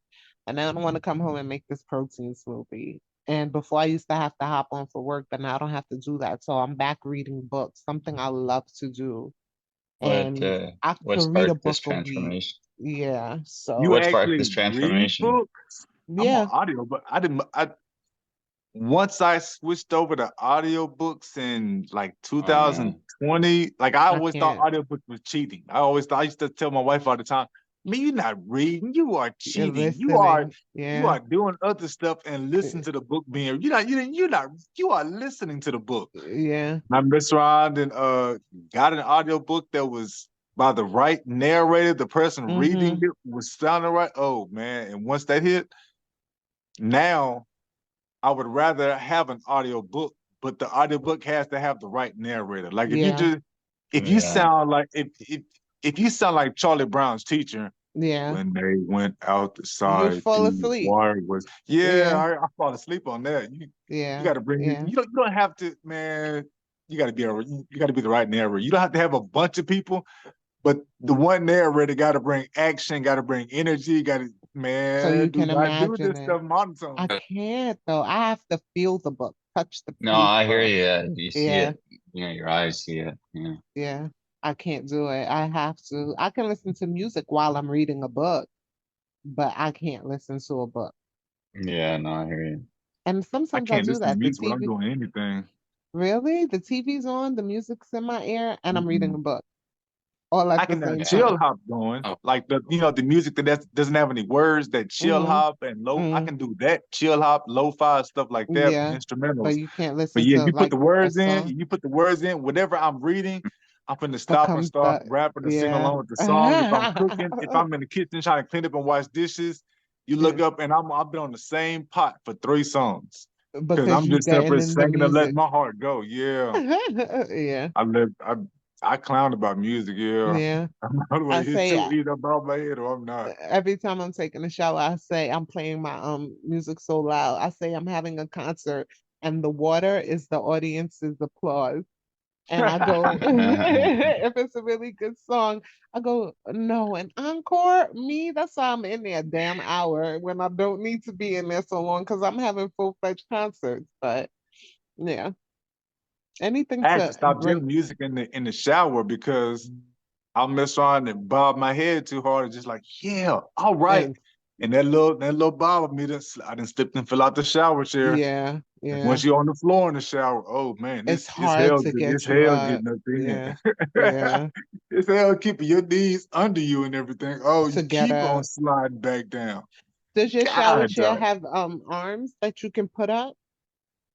It has not it has arms on it has an arm on one side Yeah, you and no need arm on the other side. double arms. You need the double arms that you Yeah, I can put do. down and pick up. You like, can I show you guys? I wonder if you can see it. yeah. Hold on. I want to show you the commode that I got. I love this commode. I love it. I love it. It's ridiculous how I love it. And you can raise the height. Hold on. Let me put y'all down for a sec. Oh, that's cool. Yeah, let's see this. It's just a simple bariatric commode. It's not fancy. Just a gray commode. No, can I flip the camera? Hold on. Yeah, you could. Oh, oh, Nice. there's Moses. There you That's go. Moses. There's Moses Okay. But in it. this is the Got a big trunk. commode. Yeah, I don't know if you can see it. It's I just Yeah. a see it now. long commode, and both arms go up. The back looks like that. Excuse my messy dresser. Yeah, and Yeah. So that's I have one in my shower, one in let me reflip this. Okay, one in my shower, one over the toilet in my downstairs bathroom, and this one because I'm not getting up to go to the bathroom in the night. So I'll just use this one. I have disposable bags. I take the bag out, I drop it in the garbage. Like I try to make my life as easy as possible. And I bought these risers from my bed. So I transfer over to the commode and transfer back. It doesn't look pretty, but I get it done. People are always because I have a lot of restroom issues and I have a lot of sleep issues because of the restroom. People are Mm-hmm. always saying stuff like Yeah. you can get the catheter, you can Mm-hmm. get like what you're talking about, you can get the bedside commodes and stuff like Mm-hmm. that. Mm-hmm. I never want to do that. Instead, I keep going to the restroom every 2 hours because I be trying to be pretty and smell good for the wife and stuff like that. Like I'm still trying to get it in, and that ends up messing me up. It's an emotional day today, and I don't know why. I'm crying and negative thoughts trample my positivity. What do I do on these emotional days? I get aggressive about gratitude. I hang around people telling gratitude stories. This is more than a message. This is more you than a movement. This is a lifestyle mindset. Overbullshit.com. Oh, Trying to okay. Yeah, it but ends the up making stuff pull-ups. it ends up making stuff a lot harder because I'm trying to be pretty and trying to work moves and do things. Mm-hmm. Yeah. Let Mm-hmm. that go. At Yeah, some you point, I'm have gonna to let that go. Yeah, safer. at some point, I'm gonna let that go. And every 2 hours, you're not getting rest. No, You're not getting I don't get rest. a Yeah. no. I don't. Yeah, I don't get a. I don't. I might sleep longer than 2 hours at a time, like once or twice a week, and then I might Yeah, get to 3 hours. But yeah, I rarely ever go over 3 hours. yeah. You need to get a bedside commode. Get the disposable bags. I get them at Amazon, and I got the commodes at Amazon. All three of them, and they're all the exact same one, and at the right height, the same height as Moses. I don't even stand transfer. I just slide over, like because they're right at the same height. So That's good. I'm glad you yeah, showed us Yeah. yeah. an idea too. Whatever you can do to make your life easier, you have to do. And that's what I do. I sometimes don't even recognize the deficit because when I know that I can't do something, I'm like, oh, let me get something to fix that. And then I just keep on moving. So a lot of times I have gotten worse and I was like, oh, when did I stop being able to do this by myself? But I work around it. There's so much stuff. I just refuse. I work around it. Yeah, Mm. yeah, Even my bed is different. I got a platform so I could raise it. Like I have a remote, I can raise my feet, I can raise my head. I had to Yeah, get these smart. things. Yeah, because I want to be able to do everything I can for myself for as long as I can before somebody else has to help me. So Yeah. that's just my thing. But That's the good. bedside commode is a lifesaver because I am not getting up at 4 o'clock in the morning to go to the bathroom. And I'm be pissed off because then it's take a long time for me to fall back asleep. But I Exactly. go to and I use baby wipes. So Kendrick, don't worry about Yeah. and use baby wipes. I haven't used toilet yeah. I, paper I and got those. I use baby wipes now. yeah, use You figure those. you I wake use up Cause baby every two wipes hours, now. Kendrick? You wake up every two Huh? hours, you figure? Yeah, So, every 2 hours. because it yeah, screws up your they call it sleep architecture, Yep. and you have different stages, right? And if you don't get deep sleep, your brain doesn't clean itself at nighttime, and No. it I causes a got one of buildup these. of toxins, you know? I got one of these Fitbit watches. I did a Oh, cool.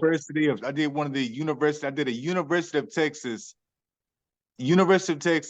MS exercise volunteer program where they All were mm, right. tracking MSers using exercise and how that affected your spasms and spasticity and stuff. So they gave us a Fitbit.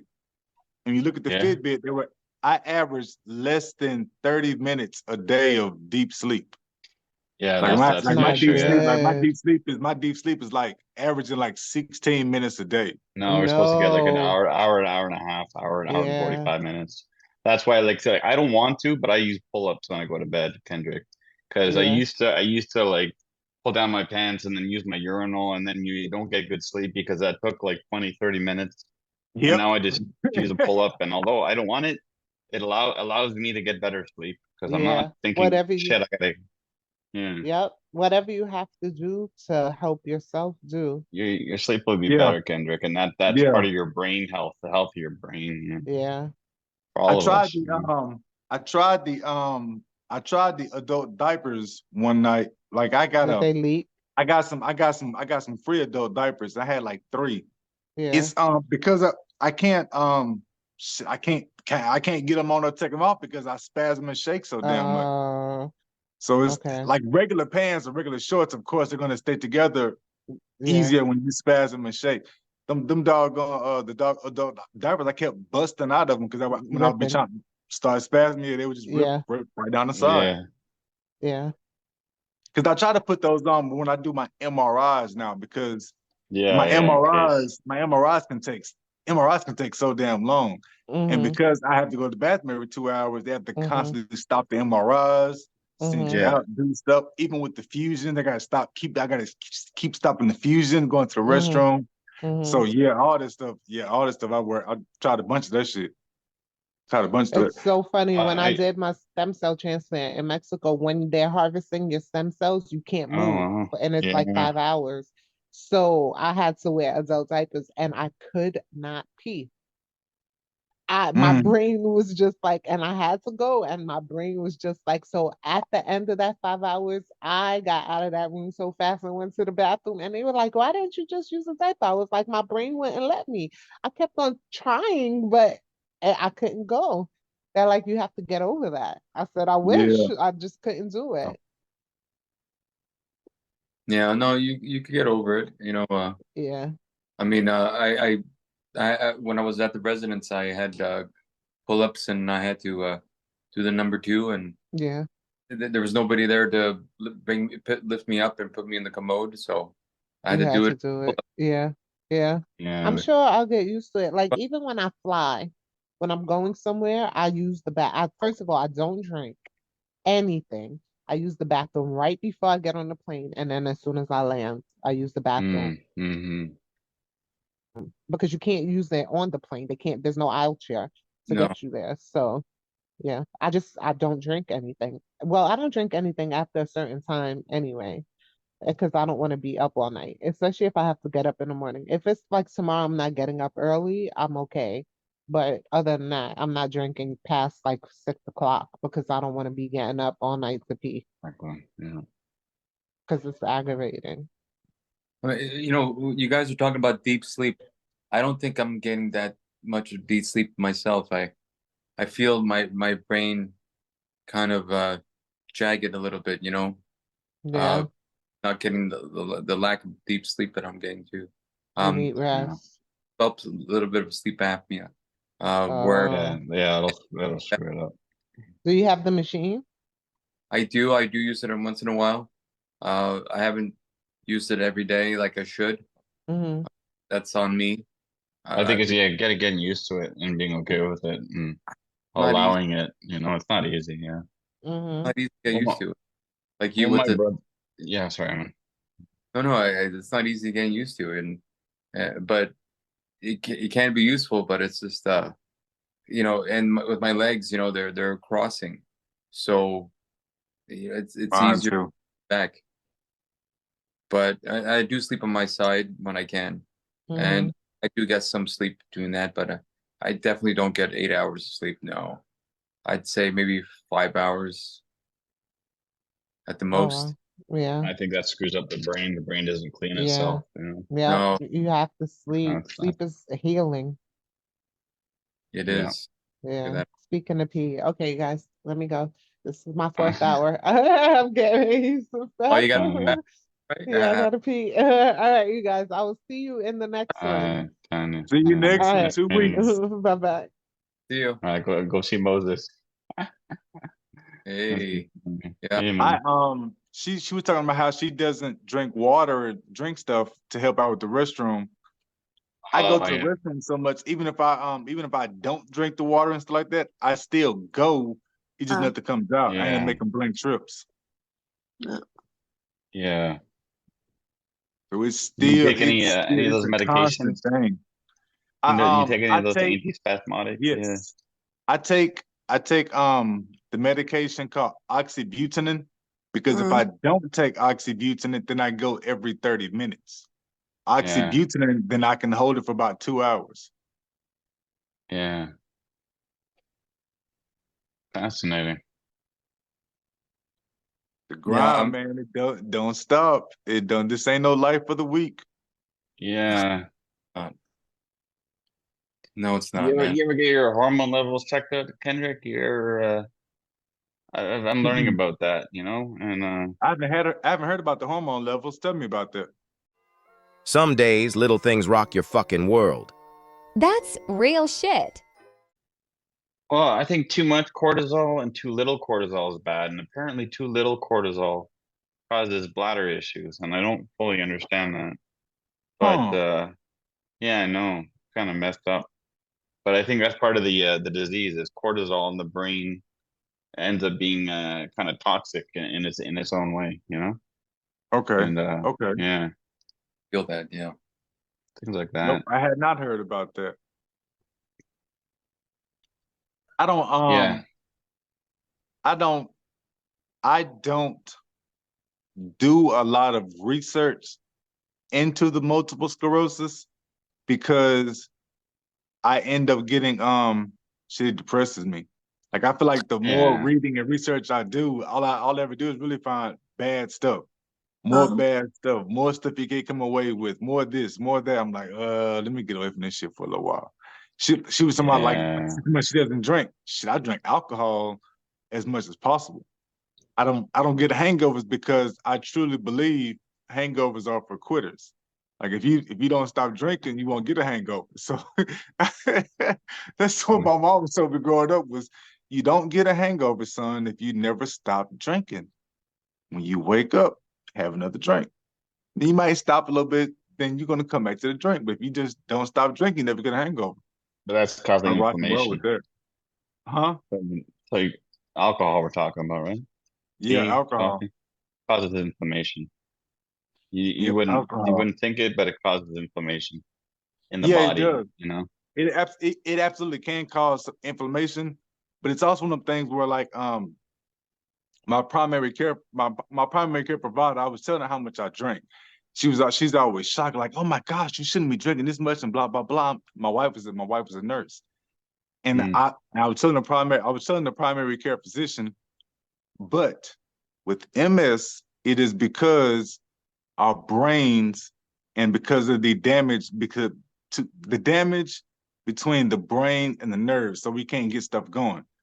But whenever you are yeah, drinking at a certain level, the drinking kind of the alcohol kind of balances out your brain telling you what you can't do. The alcohol will kind of yeah. balance this shit out. Now, of course, if you go too much, then you get drunk, then you get wasted. Now you're falling, and now you're gonna end up breaking your whole face wide open. Get But that as right, long pal. as you keep it in a certain level of moderation, you Mm, almost you not even now because you can't walk if you start drinking, but you can kind of eat. And then of course, with that also, alcohol is a natural pain reliever. And of course, shit, with all these damn nerve pains and everything else, you feel like the nerve blockers don't work. But mm. you fuck around and start drinking, man, that alcohol will make you forget about the nerve pain. The alcohol is better for the nerve pain than them doggone nerve blockers. What about Yeah.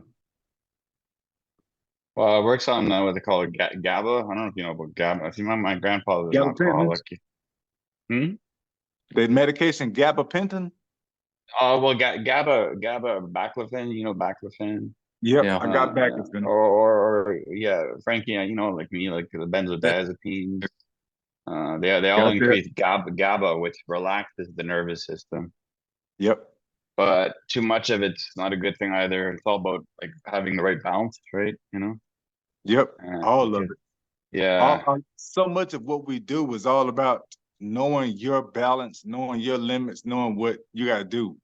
Like, I yeah, know 90 ounces of water sounds like a lot, but I know I am at my best going to the restrooms and spasms and all that when I have 90 ounces of water. If okay, I'm getting 80, is I'm doing worse. If I get less than 10, because sometimes I'll go all day and have like less than 10 ounces of water. The spasm and the spasticity are so much worse the next few days. But at the same time, when you just have had 90 ounces of water, now you're going to the bathroom even more than you normally go. So it's all Yeah. everything is all about knowing your limits, and you got to make everything work for you, the Yeah, individual. it's true. Yeah, we're all individuals. Yeah, that's a good point. Yeah. Because that, What that about 90 you, ounces of water is a lot. Vicky? Do you drink water? Vicky, right? I don't. Yeah, no, I'm really shit. I'm really shit drinking. Well, this is where they say people with MS we tend to under drink because we might Yeah. have more bladder issues. But I think under drinking can cause other problems. Yeah, your Yep. kidney. Oh, Jesus. Yeah. Dehydration causes more spasms, more spasticity, it causes more fatigue. Like dehydration mimics a lot Yeah. of these Exactly. smaller issues that we have. A lot of them. Yeah. Headaches, eye aches, a lot of this shit can come from dehydration. And I would dehydrate myself a lot on accident just because you don't want to go to the bathroom so much. You're like, oh, I don't want to drink that right now. I don't feel like trying to go to the bathroom. You know, man's best to go all day, and now you having to drink anything all day because you keep saying, I don't want to make myself go to the bathroom more. Now you're dehydrated. Now you're spasming and shaking more than usual, and yeah, When you're constant thing. dehydrated. Interesting. Constant thing. When do I you learned stop that from drinking water for the day then? When do you stop drinking water? You drink 90 ounces a day, but I you drank stop. on my good days, when I'm doing what I'm supposed to do, 90 ounces of water. Like when I fell on Tuesday, about the bathroom, when I fell off the toilet and I hurt my disc in my back. So like that Tuesday and Wednesday, I had 90 ounces of water because I know that was better for the back. That was going to be a lot. So I was doing it. But yesterday and today, no, like today I haven't had any water yet. Today I've only had whiskey, tequila, and vodka and With ice. Red Bull. And ice was in there, right? Yeah, and ice. Eh, And I Yeah, there you go. There's your water.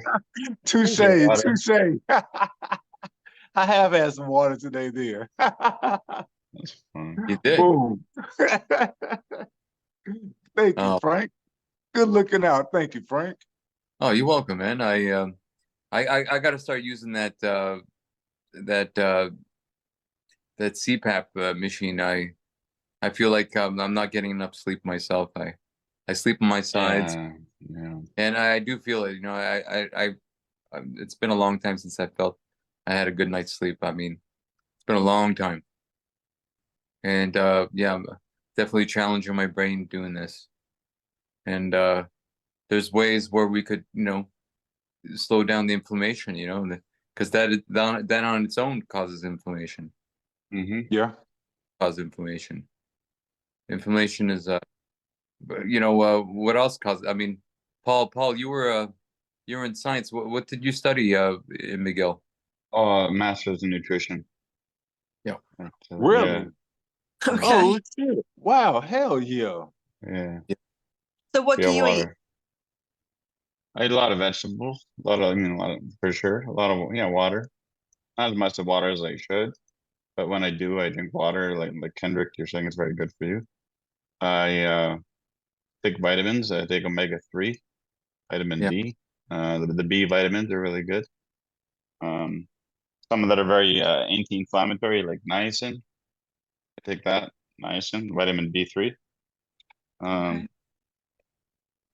But yeah, I think part of it's a big part of the brain are the B vitamins, and when your B vitamins are depleted, that's not good for your brain.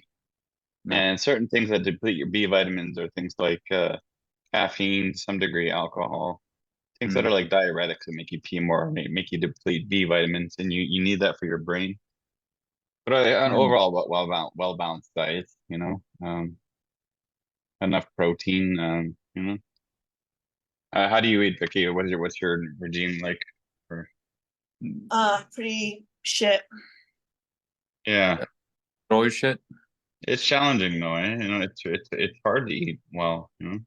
Takes work. Um, Yeah. Take it work. My mom makes the salads, which is great because my mom loves salad, so I don't worry about not eating well when I'm with Right. my mom. But when my fiance was here, she brought this Brazilian, like they call them paçocas. He's like kind of like Reese's peanut butter type cookies. But it's in Portuguese say perigoso, or pericoloso, that, right? It's Mm. dangerous. It's dangerous. Sugar is inflammatory in its own way. Yep. Yeah. Yep. But Sugar is an I'm inflammatory too. yeah, it is, yeah. And I think it's a lot about the mind and us learning to use our mind well. But just seeing that Tanya, she's been there before, Kendrick, I think. She has a You good said if I done mindset. what? You said if I done what before? She has a good mindset. She's been to this group before, I'm assuming. I haven't seen you guys in a month or so.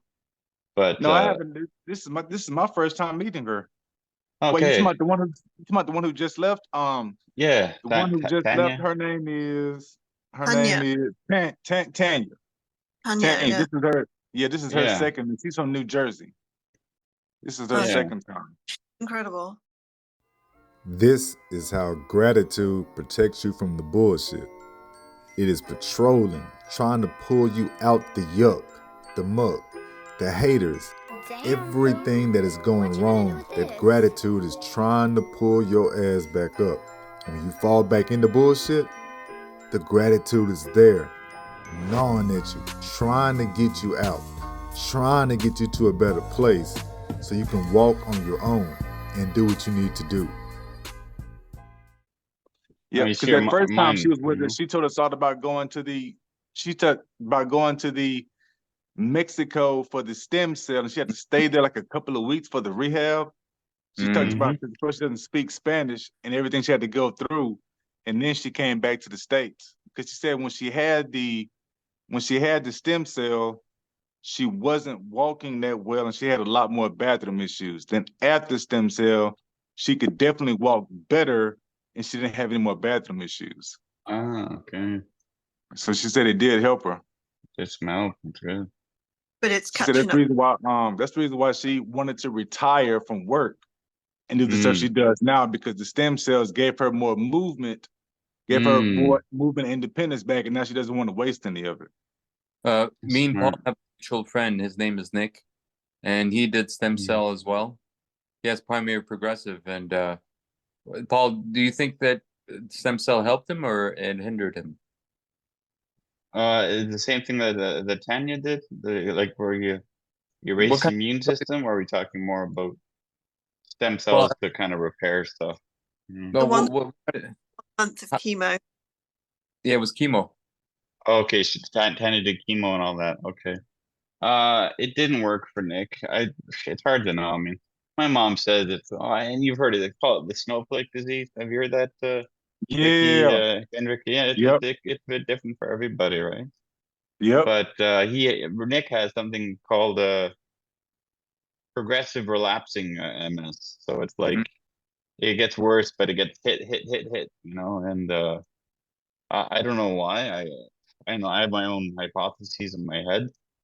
I think our mental state, like Kendrick, you would agree, has a good part to do with our illness and how we can be better Yep. with it. I I'm a think huge believer in that. because I did my master's in nutrition and all I've learned. I mean, even me, I need to lose this bit of a pot belly that I got with my fiance when I had a vacation. I think excess weight doesn't help. It's very inflammatory in its own way. Um, yeah, it's fascinating.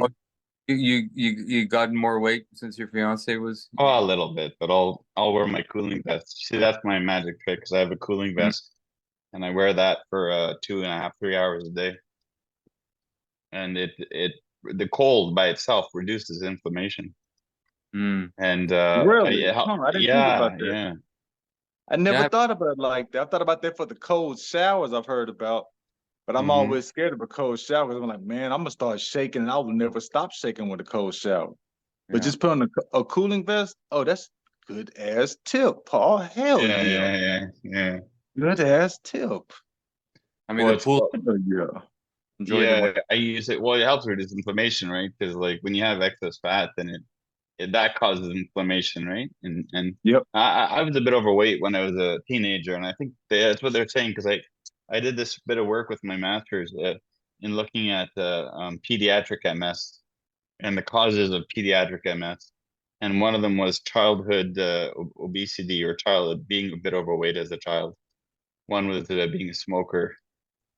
Two was certain environmental factors, but I used to, have that habit, and I was a bit overweight, right? And all I know, because you remember with COVID and all that, right? Like people who are Yep. more overweight, it hit them harder. And why? Because like that extra weight causes a lot of inflammation. So you're creating the perfect storm for bad things to happen, right? And hence when I wear the cooling vest, or fascinatingly enough, this niacin, vitamin D3, it reduces two inflammatory molecules in our body. So for a little while, I feel really good, So I take that every day, And it's funny, right? Because you look online, they're gonna say the RDA is 64 milligrams, and each pill of this is 500, and you're allowed to take up to 6 grams of this per day. And its original reasoning was to reduce cholesterol, and it does do that, but it also reduces inflammation. So it's my little trick, I guess, for me. Which medication was that one? Oh, that's the niacin, vitamin D3.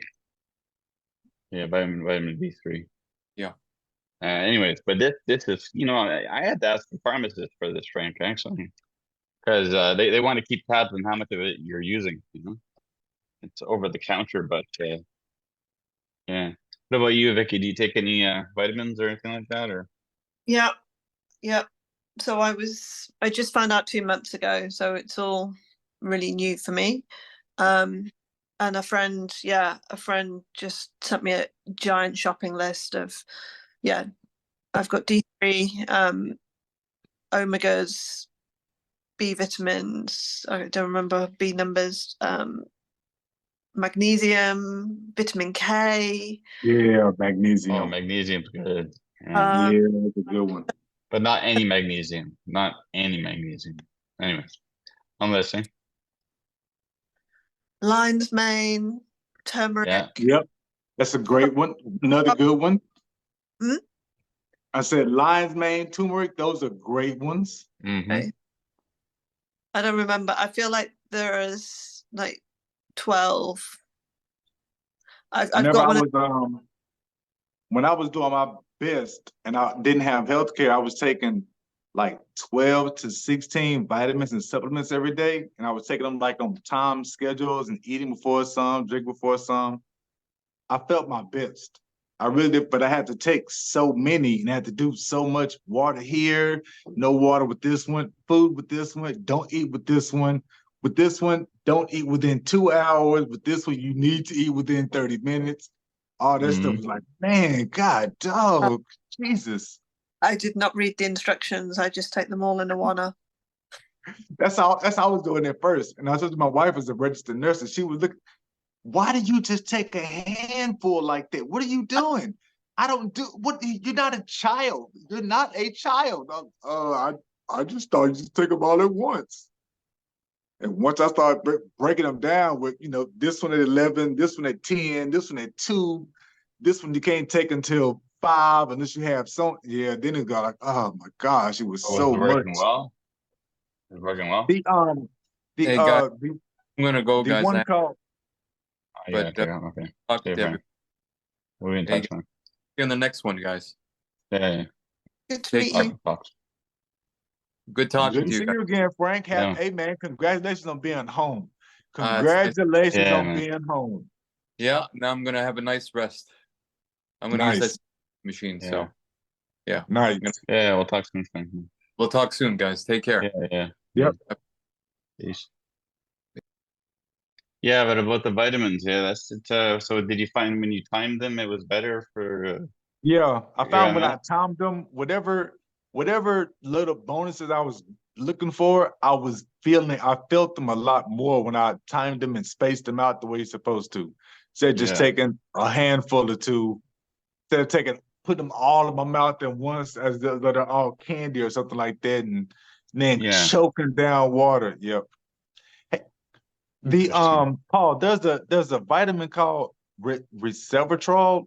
Resveratrol. Yeah, it's kind of a hard one. What is that one for? It's basically it's a powerful antioxidant from grapes. They say you get it when you drink red wine, but it's in Mm-hmm. such low quantities in red wine. But you can take it. It's an antioxidant. Powerful. You Okay. can take up to I think 3 grams a day. That's But one of the that was one of my 12, that's one of my 12 vitamins she had me on. And I was, okay, what is this one yeah. for? And I forgot what that one's for. Look it up. And I was like, Mm-hmm. I never did Google it. I never did go ask Uncle Google what it Google's was. I good. decided to Yeah, just ask Google. you. Ocrevus did nothing for a year. I didn't feel better. MS progressed, vision got worse, so I stopped. That's when shit really hit the fan. Yikes. If you ever go to Google. What do you call it? Google Medicine or Google. Yeah, what do they call it? You have a medical version of Google. So you'll have all Yep. these scientific papers put up there. To read Yep. and stuff. But yeah.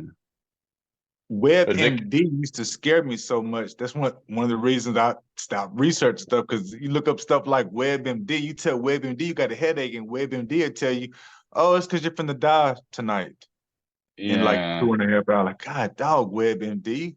true, yeah. What about you, Vicky? When were you? I didn't meet you before, but when were you diagnosed with MS? Because I talked to I'm Kendrick. still in the process. Oh, you're in the I, process. You're a yeah, newbie. yeah, it's my lumbar puncture says yes. I had an MRI with contrast on Wednesday, so I'm still waiting to hear back on what that looks like. But You're from London, I'm assuming, or you're from England? Yeah, yeah. just north of London. Okay, okay. Yeah. Um, I would take vitamin D if I were you, because I do my master's in vitamin D. And you don't get much sun in England, right? For the most part, I don't think.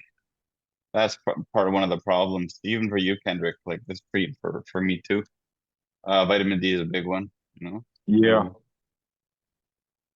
So you're in the process of being diagnosed. Yeah, but yeah, I'm super conscious that I'm progressing, but or I don't know. Yeah, I know I'm progressing, and I'm just super conscious of every part of my body now. Just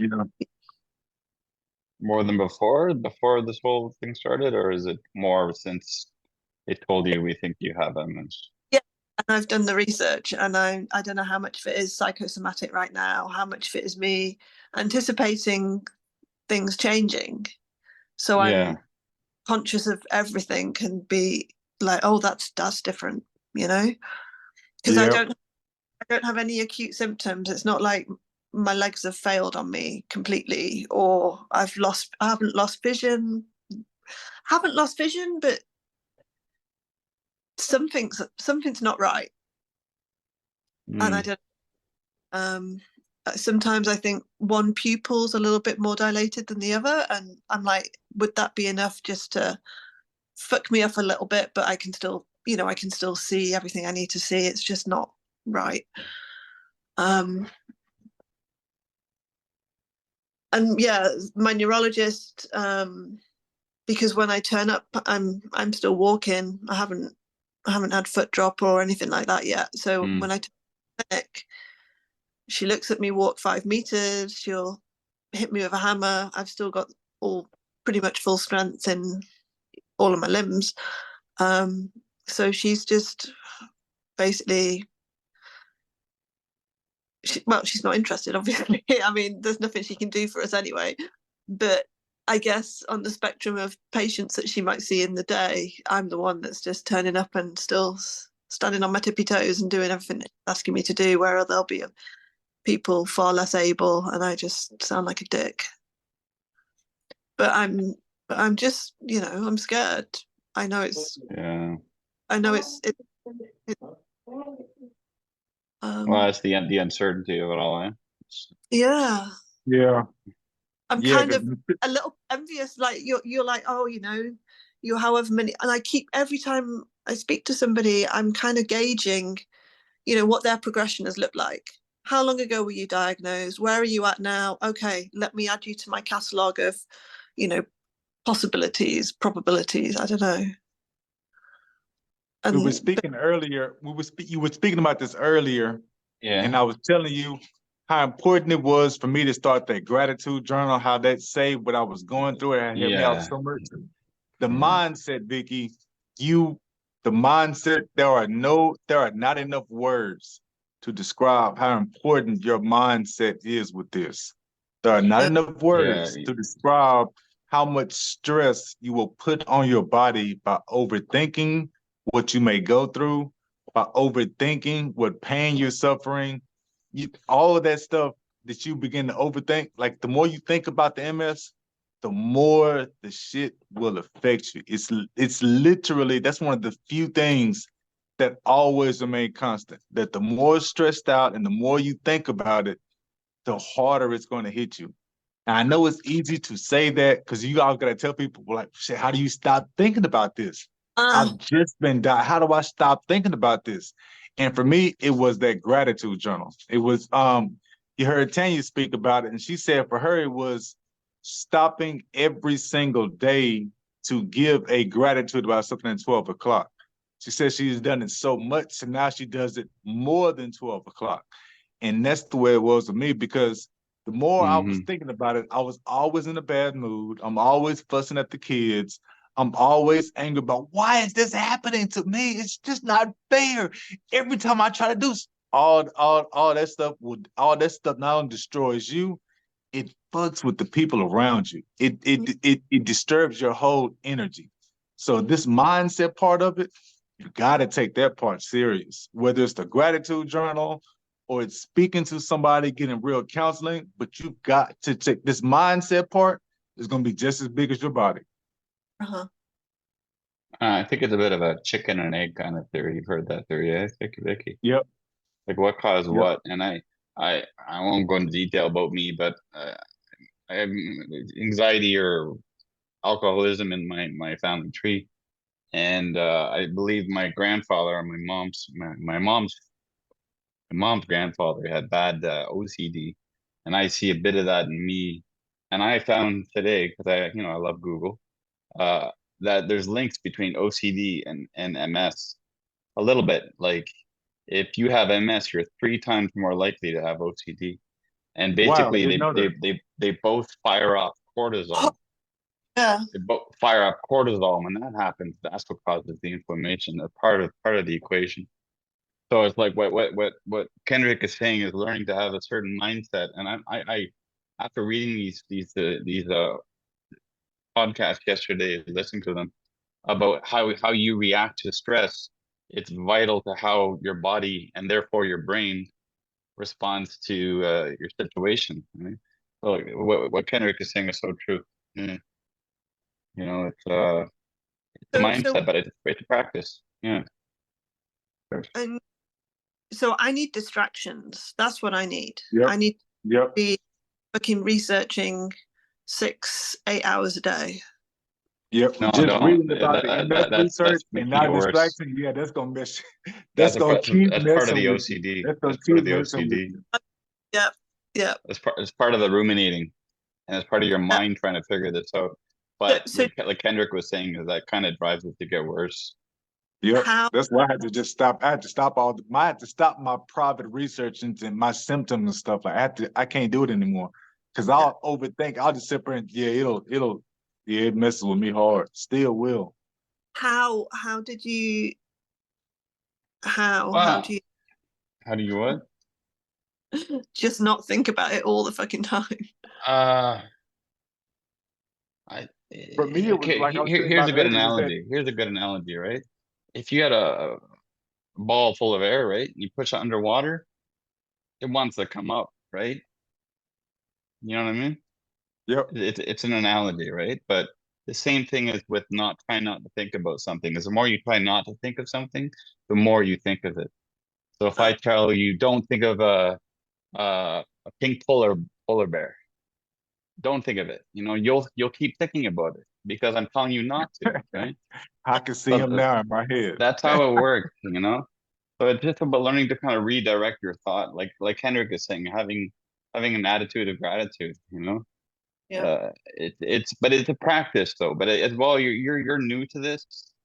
Uh-huh. So like we're here for you, you know. It's a community that you learn, Yeah. and you're in a kind of in a bit of a traumatic state right now, I guess, in your mind, right? And it's normal. Yep. Yeah, Normal, and you know. because I live alone, I think that's a big problem because I don't have distractions. I don't have anyone to distract me. I think that's A single act of gratitude can increase happiness by 10% immediately and reduce depressive symptoms by 35%. Wow. Well, just finding you. Do you have hobbies? Do you have other focuses? Do you read? Do you like we're talking about? yeah. And will come up because it's new to your reality, right? You know, like Yep. Kendrick. Although when were you diagnosed, Kendrick? You were. I was diagnosed in 2016, and Yeah. I started telling you all about the gratitude journal. I started that gratitude journal in 2019. I'm still going at it. But it's not like when I started the gratitude journal, like I just took off and I never stopped again. It's the same thing as a muscle. So writing out the gratitude stories, writing out what I'm grateful for, and starting to get a routine, a habit of that. Because it's not like you're gonna think about a gratitude all day, 24/7, and you will never think about MS again. Instead, what it is for a few minutes, you're taking your mind away from multiple sclerosis. You're taking your mind away from symptoms. And in those few minutes of taking your mind away from it, when you stop writing your gratitude, maybe now you're thinking about a book that you want to read. Or maybe now you're thinking about a show you wanted to watch. And maybe now somebody has texted you and so your mind is away from it. But it's not like when you do it once, you're gonna just not think about bad stuff again or negativity again. You're just developing that muscle to start thinking about other stuff more than you think about the MS. And that's what it really comes down to. I mean, I do the gratitude journal. I do stuff like, have you heard of Tesla's law of, have you heard of Tesla's 3-6 manifestation? Was that Tesla's what? Tesla's 3-6 manifestation. No, what's that one? Tesla was a Scientist. he was a Russian scientist, and he kept on saying that if you write down what you really want 3 times as soon as you wake up, 6 times in the middle of the day, and 9 times before you go to bed, 3, 6, 9. If you do that 21 days in a row, then whatever you've been thinking about and writing about will be manifested. It'll happen. I like I do that. stuff like that. Yeah, I do stuff like that. And so I've been doing that since 2020 to 21, like 3 or 4 years. And I've only gotten to 21 days in a row one time. And it wasn't like what I wrote just suddenly happened, but I had a dream that I had gotten better. And I had a dream that I had gotten better, and I was making a bunch of money. I was writing my blog and I was doing stuff for the family. It was an awesome dream. And I haven't had that dream again since. But I really believe that dream was a manifestation of me writing that stuff out 3, 6, 9, 21 days in a row. And since then, I haven't done it again since then. I change it up, I flip it around. All those are things I do. The gratitude journal, the Tesla's 3-6 manifestation, all these are little things I'm doing throughout the day to keep my mind off of the multiple sclerosis. You heard about neuroplasticity? Kendrick, you've heard about that. Vicky, you heard of that? Neuroplasticity? Yep, absolutely. Okay, so this is what I'm learning about this. I'm learning how to apply exactly what we're talking about in my own life. It's basically, if you go down a dirt road with a car, the same track, it creates ruts, right? It creates ruts. Yep. And your brain is the same way. So by what Kendrick is saying, Vicky, and I'm learning to apply that myself too. You're creating new ruts, new circuits for your brain.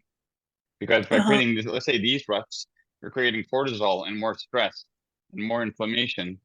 by having gratitude or more. And what I'm learning now, sounds weird. I'm only learning it now after 28 years. Is I'm learning to allow that this is my experience. Everyone is going to be given their own experience, but when you allow and you accept, it gives you a certain peace within because you're not trying to get rid of it. You're saying, look, this is what I have to work with. I'll do my best.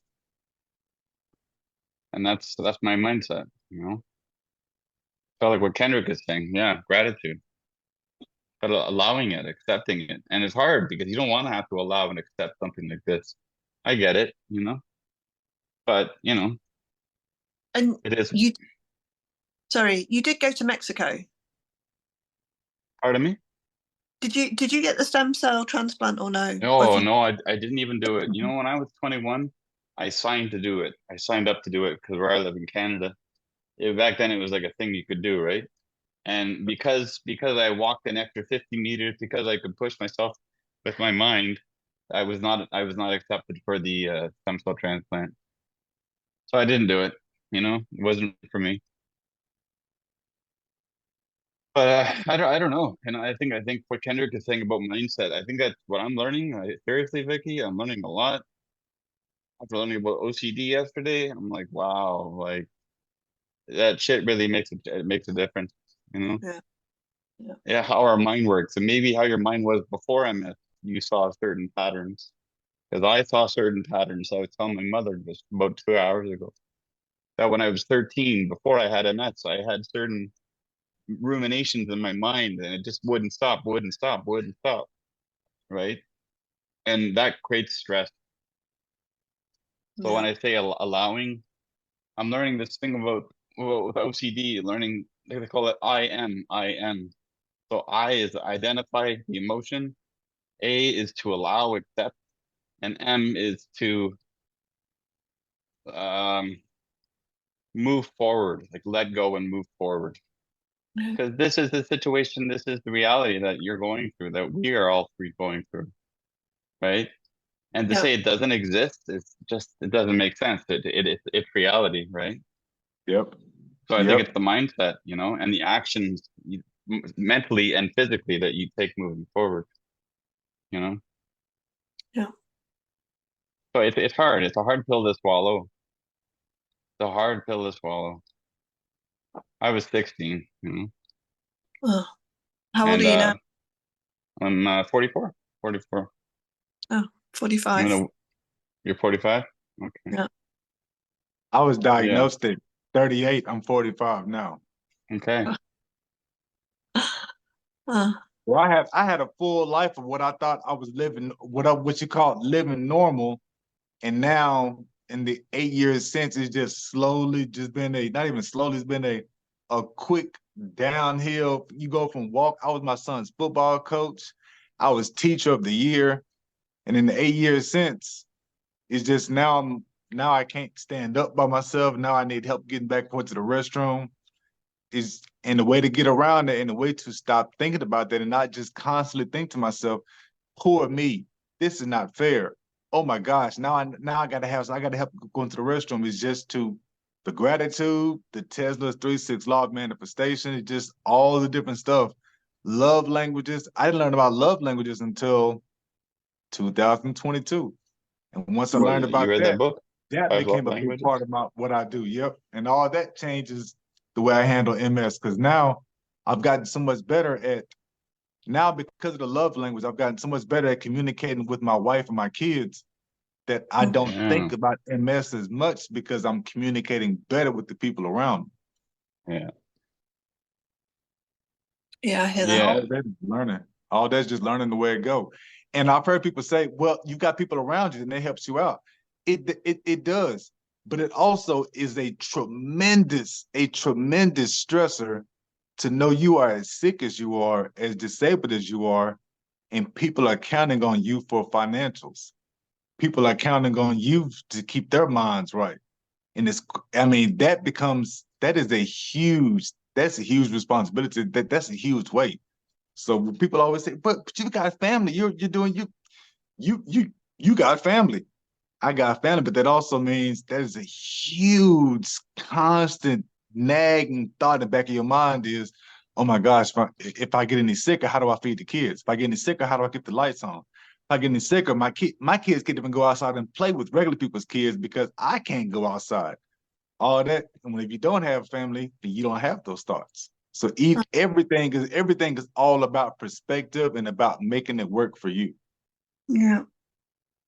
And that's just something that you'll learn as you're going through this. I know I want you to keep coming out. I know I want you to keep coming here and talking with us every other Friday. And as we grow with this, I want us to all get better with this because I feel like this is the high point of why we even started up this Roadhouse. Because I wanted people who are going through these situations to be able to look at each other and talk to each other and have these conversations right now. That motherfucker fine as fuck.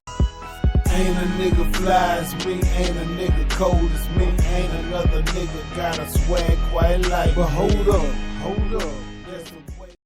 I mean, it has been surreal for me, just how normal it is for you guys to be talking about this stuff.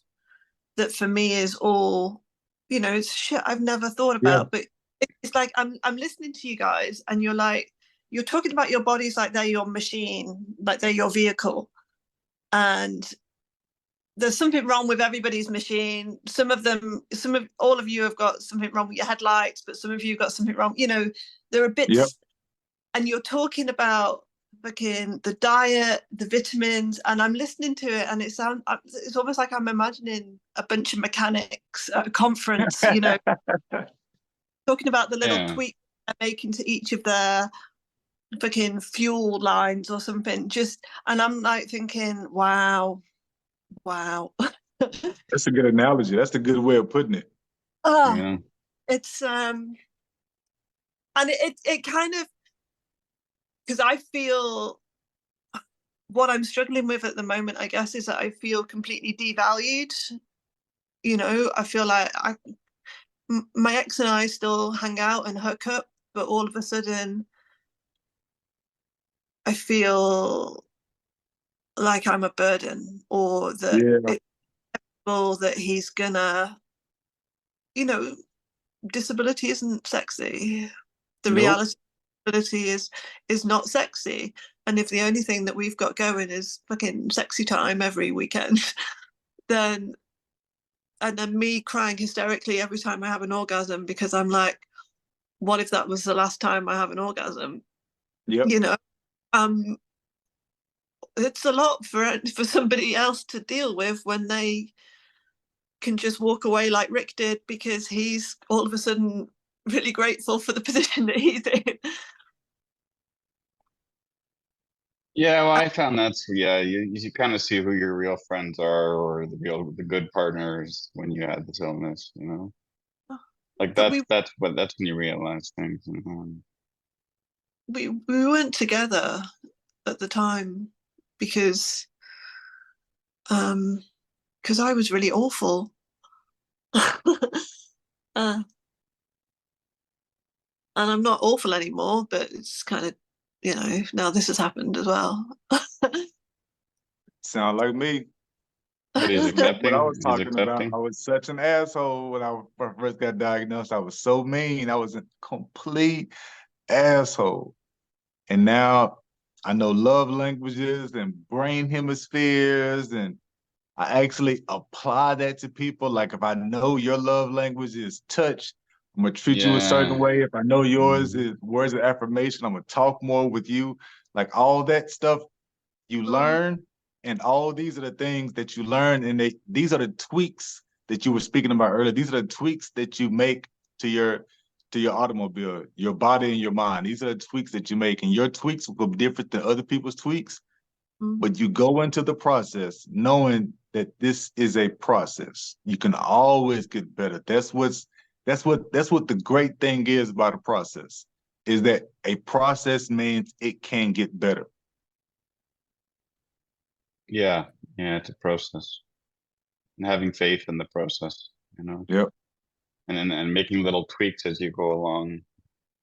That's why I was listening to you yesterday about that it's having faith, but that with time it will change. Oh. Yeah.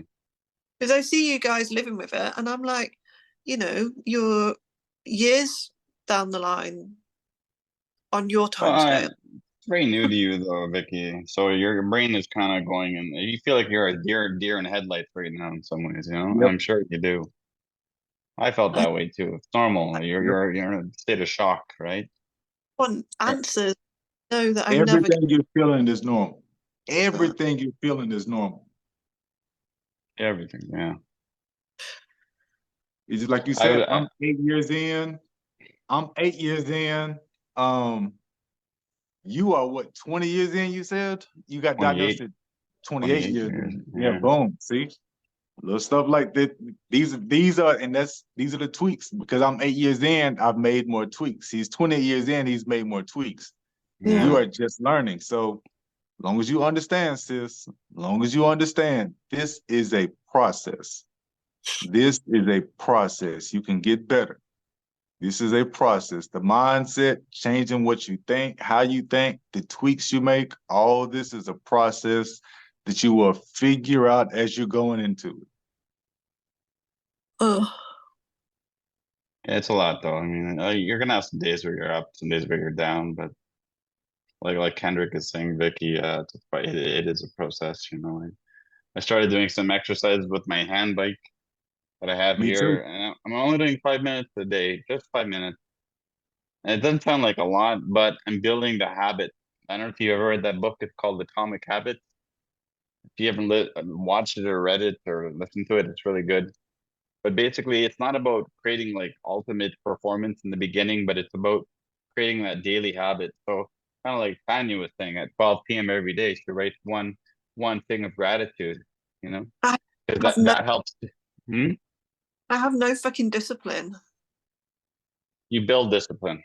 It's a Okay. muscle, You start.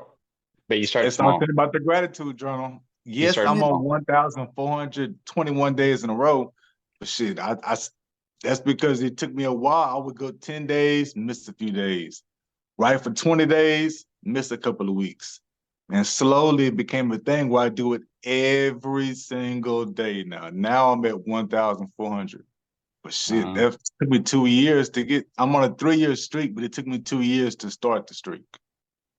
Yeah. Oh. It's not about perfection, Vicky. It's about commitment to yourself, I think. Yeah, that's it. Commitment to yourself.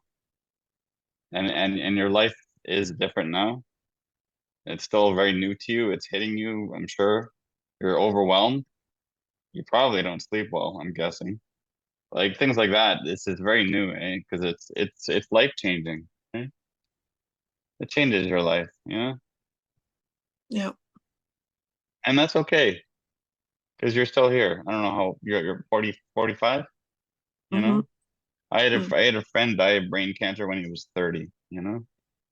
So it's just like everyone in life is gonna be like you given something, right? And this is just your something. And that's okay. You know? You know? Just like Kendrick and me. Yep. You know, I was voted strongest male in my graduating high school year because I did a lot of weight training, you know, and then my MS picked up and then I lost it. Now I'm in a wheelchair now for 20 years. And you've been in a wheelchair for 20 years. Mm-hmm. Yeah, oh, I wow. could still stand and walk a little bit up until about 2009. And then I stopped standing in 2018.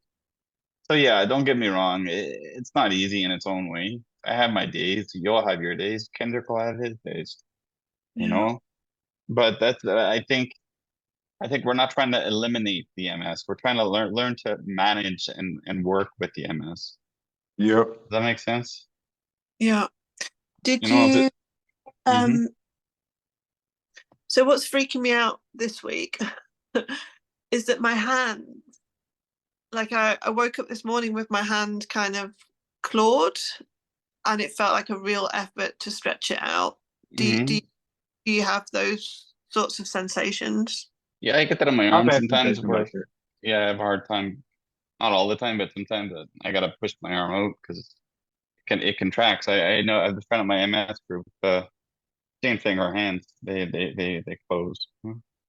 But is that a long-term thing that you should just get used to, or is it something that progresses in itself? It'll start off being mild and then it gets more and more, and It could That's one go of the things I away. was telling you about. Wait, that's one of the things I was telling you about earlier. Remember, everybody with this damn disease is different. So, like my cousin who's in Dallas, she can't see, but she can still move and walk and do all this stuff normal. It just messes with her eyes first. I have another cousin in Chicago, it messes with her memory first. So even the hand thing, it's not like the hand thing will start and it will never, it'll forever go down. It's an up and down thing. Good days and bad days. It doesn't guarantee you're going to always have hand problems, or that hand will slowly get worse and worse and worse. Thinking about it now because you are new to this. You shouldn't drink so much alcohol or smoke so much. Unfollowed.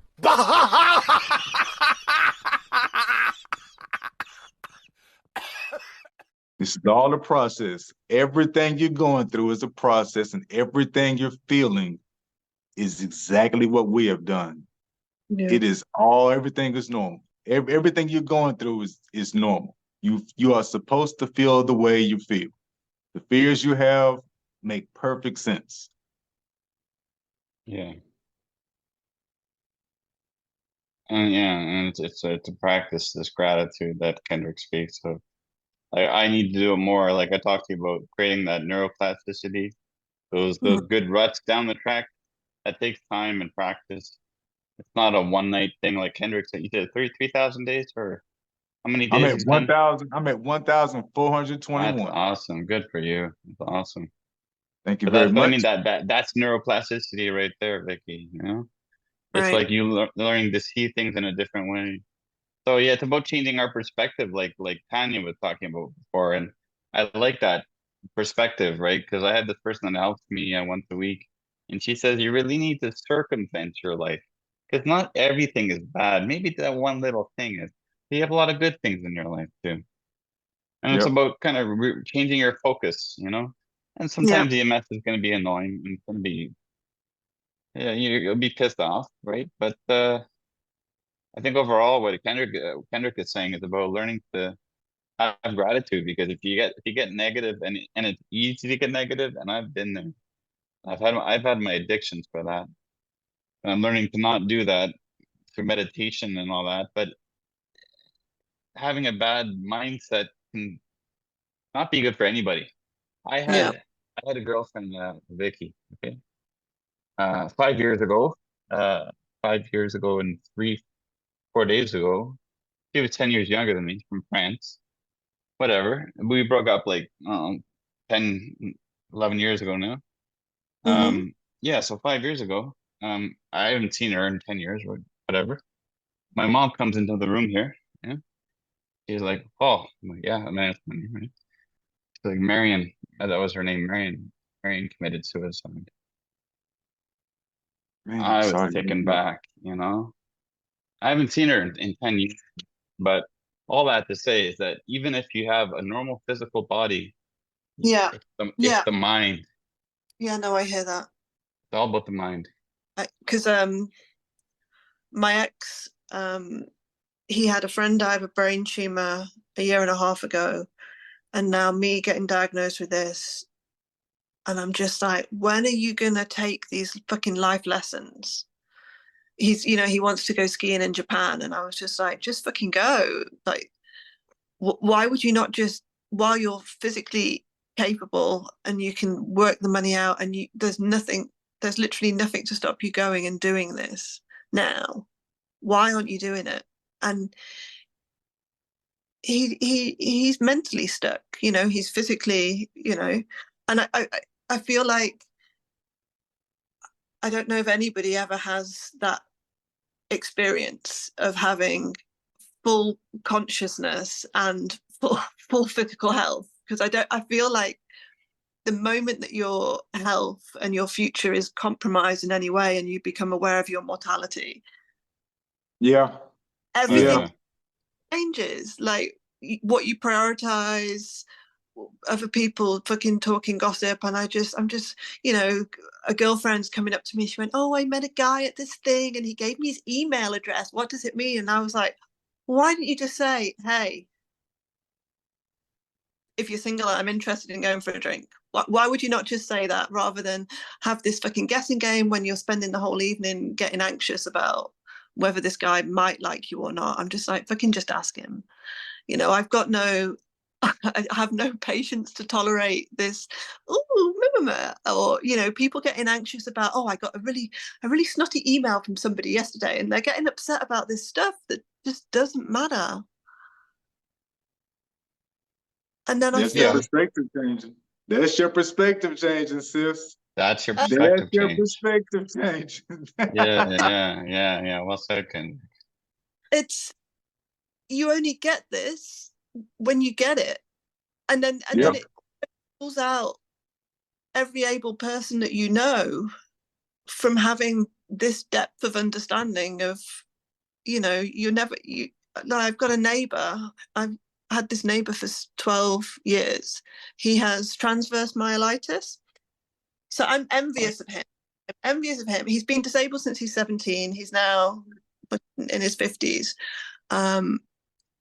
But yeah, he lost 35 years to not being as able as he was. He can still get around with a cane, but his house and his car are the only environments that he experiences now, pretty much. He doesn't get out of the car at the other end. He just, you know, picks shit up, drops his wife off. That's his world. And 12 years he's been telling me, Vicky, why don't you just fucking rent out your apartment, forget about your mortgage, just cash in and fucking go traveling? Why don't you do all, you know, he's constantly been pushing me to do all the shit that he's telling me, you know, if you were in my position. And he couldn't have said it more explicitly more times, but basically I had the option to walk away and be like, yeah, but paying off my mortgage is important, doing all this other shit is important. Because it just didn't hit the same. And like in the last couple of months, our relationship has massively changed because, and he's like, I told you so. I told you so. And now I'm the one communicating to able people saying, that thing you want to do, fucking do it. If I'm nothing else, I need to be a life lesson to you. Just fucking do all those things. But I'm struggling that I don't have a bucket list. I don't have. I don't have. I've had a really privileged life, I guess. Not privileged as in from a wealthy background, but I've done a lot of travel. I've worked in Antarctica, the Arctic, been to Borneo, South America. I've been to a lot of places, and I can be at peace, you know, that I never put off anything that I want, you know. I've done whatever. But I can't actually think other than, I can't think what I actually would, you know, I want to do. I don't know what I get joy from anymore. That's the worst part. People are like, "What? I used to enjoy scuba diving. I used to enjoy fucking building shit in my garden." But now I look in my garden, I'm like, I don't think I've got the strength to lift a fucking big bag of sand and, you know, do all the shit I used to do. I don't have the strength to do that anymore. Or maybe I do, but I'm scared of testing it. That's where I'm at the moment, is that I'm scared of testing what I am actually still capable of, because I'm scared of realizing that I'm not. Makes sense. That makes sense. That's normal. Yeah, you're in a bit of a testing phase, so to speak. Sorry? You're in a testing phase where you're seeing what you're gonna have to adapt to a new normal. You know what? Here's a really good advice my MS leader gave to me one time. She's like, life with your MS is not worse, it's just different. Yeah. And by doing that, you're not putting a negative or a positive on it. You're just saying it's different, you know? It's like now Vicky's gonna have to redo the way she does things in her life, and that's okay. Because you're gonna find new passions. Maybe it's writing or reading or volunteering. Like I volunteer at a veterans hospital, and I talked to him. I brought my fiance to meet a man who's 101 years old in World War II. And that's part of what brings me joy, right? And it's not working and making the big bucks. And I wish I could have done that, but you know, I'm making someone else's life happier, right? And I don't know, that makes me feel like my life has more meaning and purpose. And I think regardless of what you do, it's about feeling that you have purpose and meaning in your life. And maybe you know what? And when I was diagnosed, I don't know, 5 years in, and I adopt this very much so, is that I look at MS as a blessing in disguise. Because it changed me, you know? And it's changing you, and it's changed Kendra. Right? So it's look for the pearls within it that it can give you.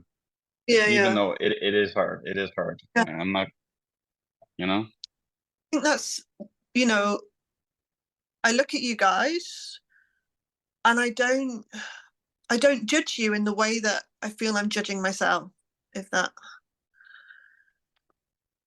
I feel like it's because Well, why do you judge just got yourself? hit with the news. What do you judge So- yourself from?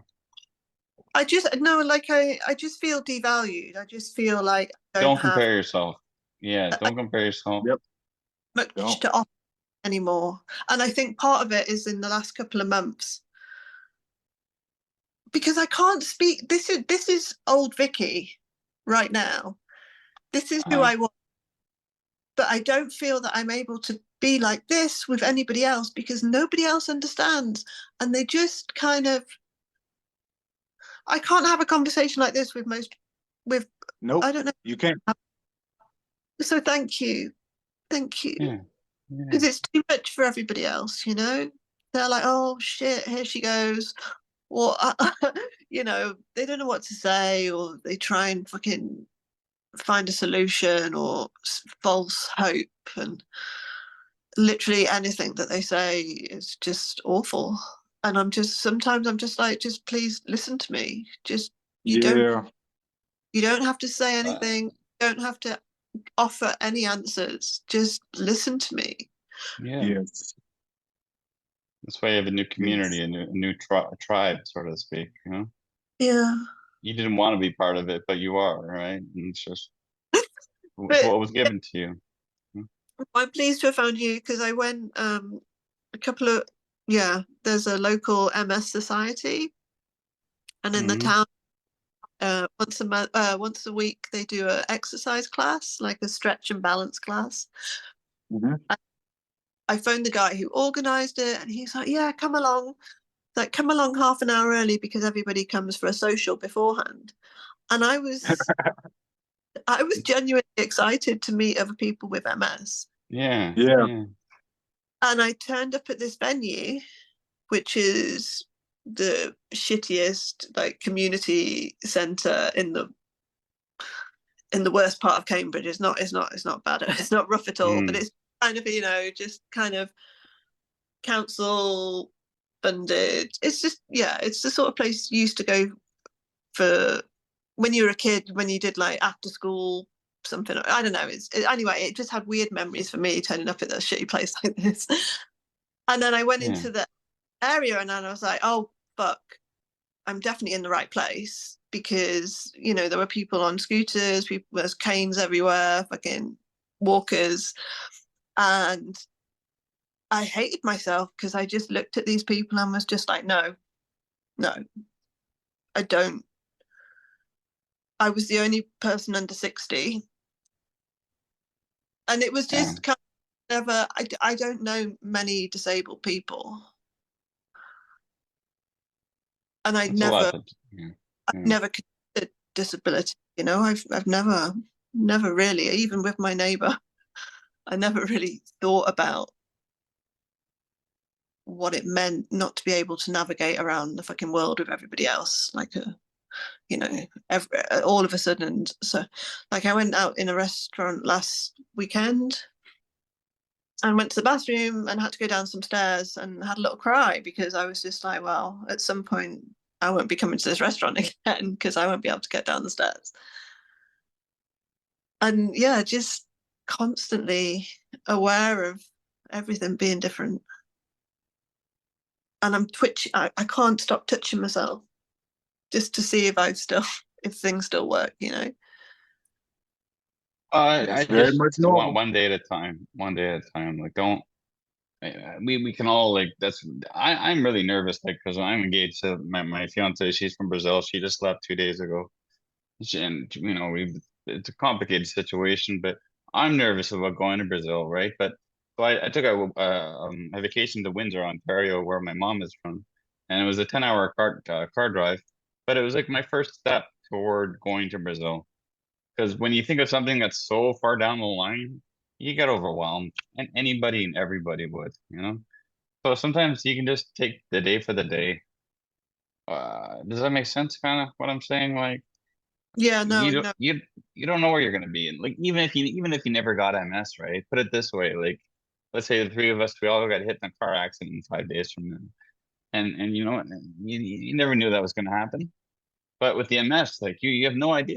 You still have no idea, MS or no MS, right? So just about what Kendrick is saying is about having gratitude for today, and having hope for the future. I think that's so important, and living a life of purpose and meaning, right? So that's what Kendrick is doing through doing this group that you're a part of right now. I And cannot. that I literally found you on Instagram and then found you on TikTok an hour before this meeting. It was. You found me? Yeah. Yeah, I If sent you you a send if you send me a message, I will send you my audio book. It's about living with multiple sclerosis. I will send you my stuff. Yeah, Vic, we got to stay in contact.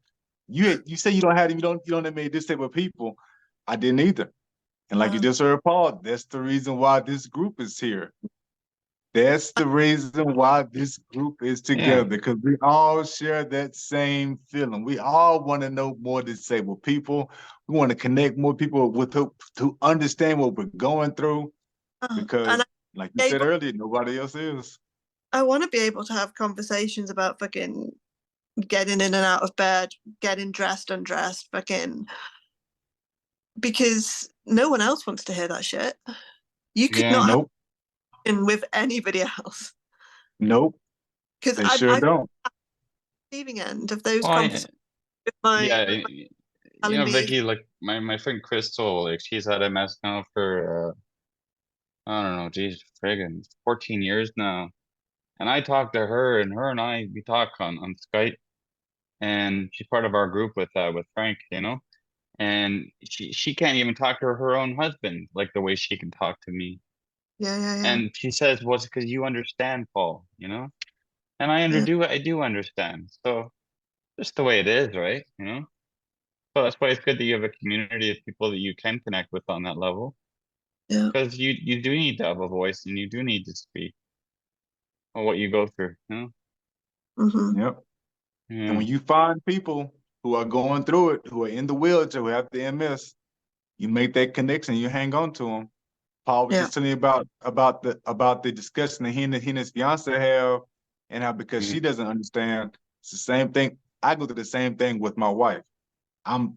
She doesn't understand a lot of what I'm going through. I can't talk to her about a lot of stuff. So there are times she likes to look at me and say, "Have you spoken to?" There's a PPMS sister in Philadelphia, a long way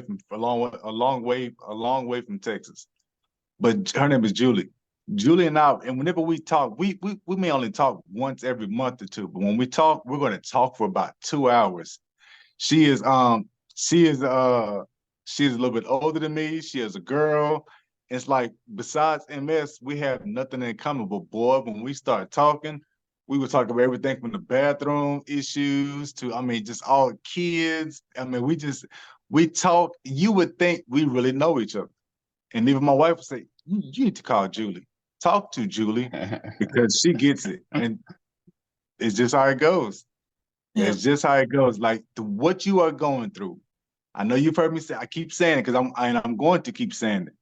What you are going through, what you are thinking, Vicky, is absolutely normal. It is absolutely normal. Everything that you are thinking is all your fears are absolutely normal. And as you go through this day by day, you're going to get better at managing things. You're going to get better at your thinking processes. You're going to get better at your fears. You're just at the beginning of it. And like Paul said earlier, do not fall into the trap of comparing yourself to others with MS, to others who are in and out of wheelchairs, because like we've heard us all say, MS is the snowflake disease. We can all be a whole so much different. We can all be people.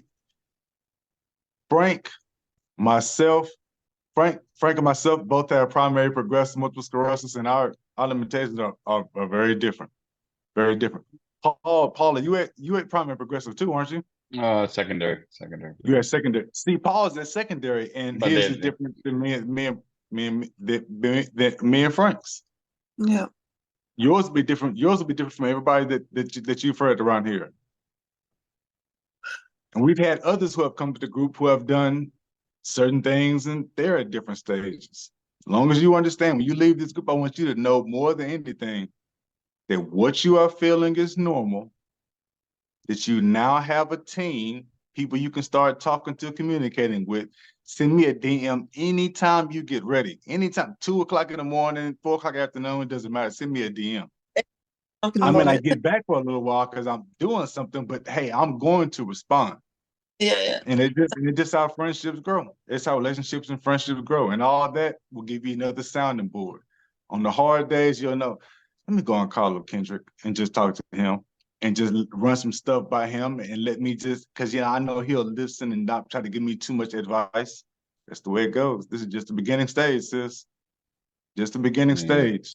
Sister from another MSter. Yeah. Thank you. Yeah. Oh, we're there for you, Vic. Know that you're not alone. Nope. Hey, Butterfly, is that one for me or you? Damn, Pooh. What you gonna do with this?